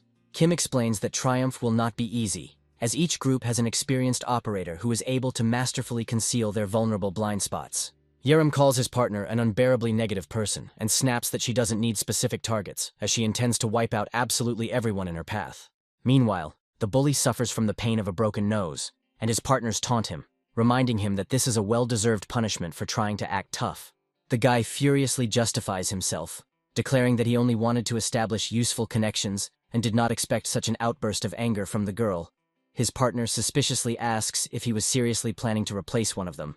The bully declares that he never intended to do this and was only testing the Red Dragon's reaction, after which he assures that if he meets the girl, he will tear her to pieces for her insolence. He is completely unaware that the Red Dragon is behind him, and at the same moment the girl asks again if this worthless weakling really intends to tear her to pieces. The bully falls into an indescribable primal terror, realizing that the situation has gotten out of control, and he no longer has a way to retreat. At that very moment, Yerim, with a drawn sword, makes a swift leap towards him, offering to immediately prove his words with action, and not empty chatter. The Red Dragon delivers a lightning-fast and truly devastating kick, putting all its fury into the attack. The unexpectedness and cruelty of this attack made all the students present freeze in shock. The force of the blow is so monstrous that the guy is thrown to the side and slammed into the wall of the building with a crash. The operator is stunned by the sudden attack and loudly commands to prepare for battle, covering his wounded comrade from the furious girl. The hooligan's comrades panic and raise their machine guns and point them at the Red Dragon, preparing to open fire. The girl lands dramatically and declares that they have completely misunderstood the essence of this fight. This is not a battle of equals, but a one-sided hunt for pathetic and cowardly puppies. The enemy opens up a barrage of fire from a machine gun, but the Red Dragon deftly dodges all the bullets. The enemy screams in horror and demands not to approach him, but the Red Dragon quickly closes the distance. A second later, the girl finds herself close to the guy and raises her sword for a crushing blow. The space is filled with a bright red glow, and a system notification informs that the enemy's vital signs have reached 0. Yerim turns around sharply and throws a look full of malice to the side. The bully leaps into the air with a scream, trying to bring the heavy blade down on the Red Dragon. The steel collides, causing a blinding flash of light. The impudent man calls the girl an idiot because she did not dodge a frontal attack. Standing on high ground with heavy weapons, the boy is sure that the Red Dragon is doomed to defeat, despite all its power. However, the girl easily repels the onslaught and asks the bully if he seriously hoped to surpass her in strength. After delivering a devastating series of blows, the Red Dragon receives a message that the enemy's life is 0. Yerim sighs heavily and thinks with obvious disappointment about the end of the fight, although it hasn't even had time to warm up yet. A teammate on her team shouts loudly for the girl not to relax, as there is still one living enemy left on the battlefield. Yerim looks into the dark corner of the cave and sees the third member of the enemy team trying to crawl away, trembling with fear. The young man asks not to hit him in the face, and at the same moment receives a powerful blow from the Red Dragon. The enemy team's operator gasps in surprise and realizes that things are bad for them. Haki praises the girl and says that it was amazing because she beat everyone single-handedly. Kim didn't know the Red Dragon was so powerful and thinks it's no wonder she's so famous. However, what she admires most is the Red Dragon's companion. The escort can't use mana in training simulations, so Jay orders them to find another team as quickly as possible. Kim continues to admire Jay's skills as he timed the Red Dragon's ambush perfectly. The girl thinks that the guy has incredible tracking skills and is excellent at giving orders. All members of team number 37 are presumed dead and will return to another location in 3 hours. Jay glances at his defeated opponents and thinks that these guys shouldn't have gone out there and fought, as they had no chance at all. Suddenly he notices a very loud and clear voice of Haki, which is heard very close by. The guy activates a holographic screen with statistics and loudly announces that they have only beaten one team and are already in 6th place. He doubts that many teams have already entered the battle, since the simulation has only just started. The Red Dragon successfully eliminated the enemy team's leader without taking any damage, so Haki begins to praise the girl, showering her with compliments. Suddenly, the Red Dragon turns around and roughly grabs Haki by the face. She screams loudly and asks what he is happy about, since he did nothing and only watched the battle from afar. The girl asks loudly once again what he did while she was fighting, because she was expecting quality snipers to work, not useless ballast. She scolds the young men, saying that they could have at least shot at the enemies while she was fighting, but they stood aside and watched like idols. After which Yerim calms down and states that there is no need to be happy about only 6th place. The Red Dragon declares that her team will be first at any cost, and asks the young people if they understand the goal. Jay closely observes the Red Dragon's leadership qualities and her ability to motivate those around her. Meanwhile, in the lair, the Guardian tries to entertain the baby with stories, but she ignores him, missing Jay. 2 days flew by from the start of the simulation, and time flew by quickly for the test participants. In a massive control room, multiple operators monitor every action inside the simulated dungeon in real time. The professor in charge of fighting the demonic people wearily asks if today is really the last day of the student test. The man asks the operator for the news. The assistant replies that team number 1 is in the lead, but team number 50 is almost on par with them in points. The first team is made up of second-year students, so the professor asks to be reminded who exactly is on team number 50, which is so actively pursuing the leaders. The assistant replies that team number 50 includes the Red Dragon, the very girl the whole school is talking about. He reports that this is the same reckless person, and through the screen he breaks through the current position of the Red Dragon on the dungeon map. He reports that, in addition to the Red Dragon, the group has 2 snipers who reliably cover the rear. The man is genuinely perplexed as to how they managed to become leaders and attributes this success to the skill of the cameraman. Then the assistant informs the professor that these are not all the surprises of this group. He brings up a new hologram and states that the route the Red Dragon and her squad are taking is insane in terms of complexity and risk. Judging by his professional performance on the battlefield, the Red Dragon operator clearly worked for the Alliance before. The professor himself was a former top operator in the Alliance and knows all the pros, but he had never heard of Jay before. The man begins to think about the Red Dragon, who constantly breaks the school rules and causes problems for everyone. He also remembers her little sister, because Bomb, the magic professor, is considered the genius of all time. Moreover, these young ladies are under the close control of this man, which raises additional questions for the professor. The professor concludes that Jay's past is very dark, as if he was deliberately erased from all records and databases of the Alliance. His assistant interrupts his thoughts by telling him that something else is bothering him, something related to the teams at the top of the rankings. He points to the huge screen and informs the professor that Team 1 is making some marks on the walls of the dungeon as they move. Their route never crossed with the route of the teams in 3rd and 4th place, as if they were using these signs to tell each other something. The assistant states that such communication without the use of external means of communication that can be controlled should be regarded not as a tactic, but as cheating and deception of the system. After hearing this, the professor tells the man that his observation is commendable, and that he was right to notice this oddity in the team's behavior. Indeed, he finds it strange that these teams do not fight each other when there is an opportunity and a point advantage to do so. The Red Dragon curses harshly before delivering a powerful blow to the huge stone wall, expressing his displeasure with the situation. The girl is very irritated and screams loudly. They keep gaining and gaining points and have never been destroyed by enemies. She turns to her comrades and angrily asks why they are still in 2nd place in the rankings and not in 1st place. Kim suddenly asks the girl if she can't just be happy with 2nd place and not risk everything for 1st. She says that the Red Dragon is perfectly fine, but they are already very tired and have exhausted their strength over these days. They have little time left, and if they continue to torture themselves like this, they may end up losing all their points and falling out of the rankings. The girl suggests playing it safe just in case, but doesn't have time to finish her sentence, as the Red Dragon instantly appears in front of her. Suddenly, Yerim calms down and tells the girl that she understands everything. These guys have become a little better and did an excellent job during the test. Kim addresses the Red Dragon by name and tries to once again express his thoughts about the need for rest for the team. However, the Red Dragon begins to shake the girl violently and loudly declares that this is all because they are losers, not ready to fight to the end. Jay carefully studies the massive stone wall blocking the way. He remains outwardly calm, but closely watches the tense scene between the girls and their conflict. The Red Dragon angrily declares that young people give up after barely putting in any effort, like the most pathetic losers. The girl recalls that on the first day, the orphans told her that they would not hold her back and would cope with any difficulties. Therefore, she demands that we immediately pull ourselves together, get up and continue to fight no matter what. Yerim loudly orders them to stop living like losers and calls the young people idiots. Hockey gets to his feet and starts shouting loudly that they will definitely take 1st place. Watching his partner's excited cries, a satisfied smile appears on the Red Dragon's face. She turns her attention to Jay, who is standing silently to the side. The guy says that since she has finished her speech, she should come up to him. He points to a strange mark on the stone wall and asks the girl if she finds it suspicious. The Red Dragon claims that this is how opponents communicate with each other, and she has noticed similar symbols in other places as well. Hockey says he heard about it, and says that high school students form alliances and avoid meeting each other. The guy says that it is most likely their doing, but Kim takes a more cautious stance and says that this is just a guess. She sarcastically calls the Red Dragon professor and asks what the girl has to say about it.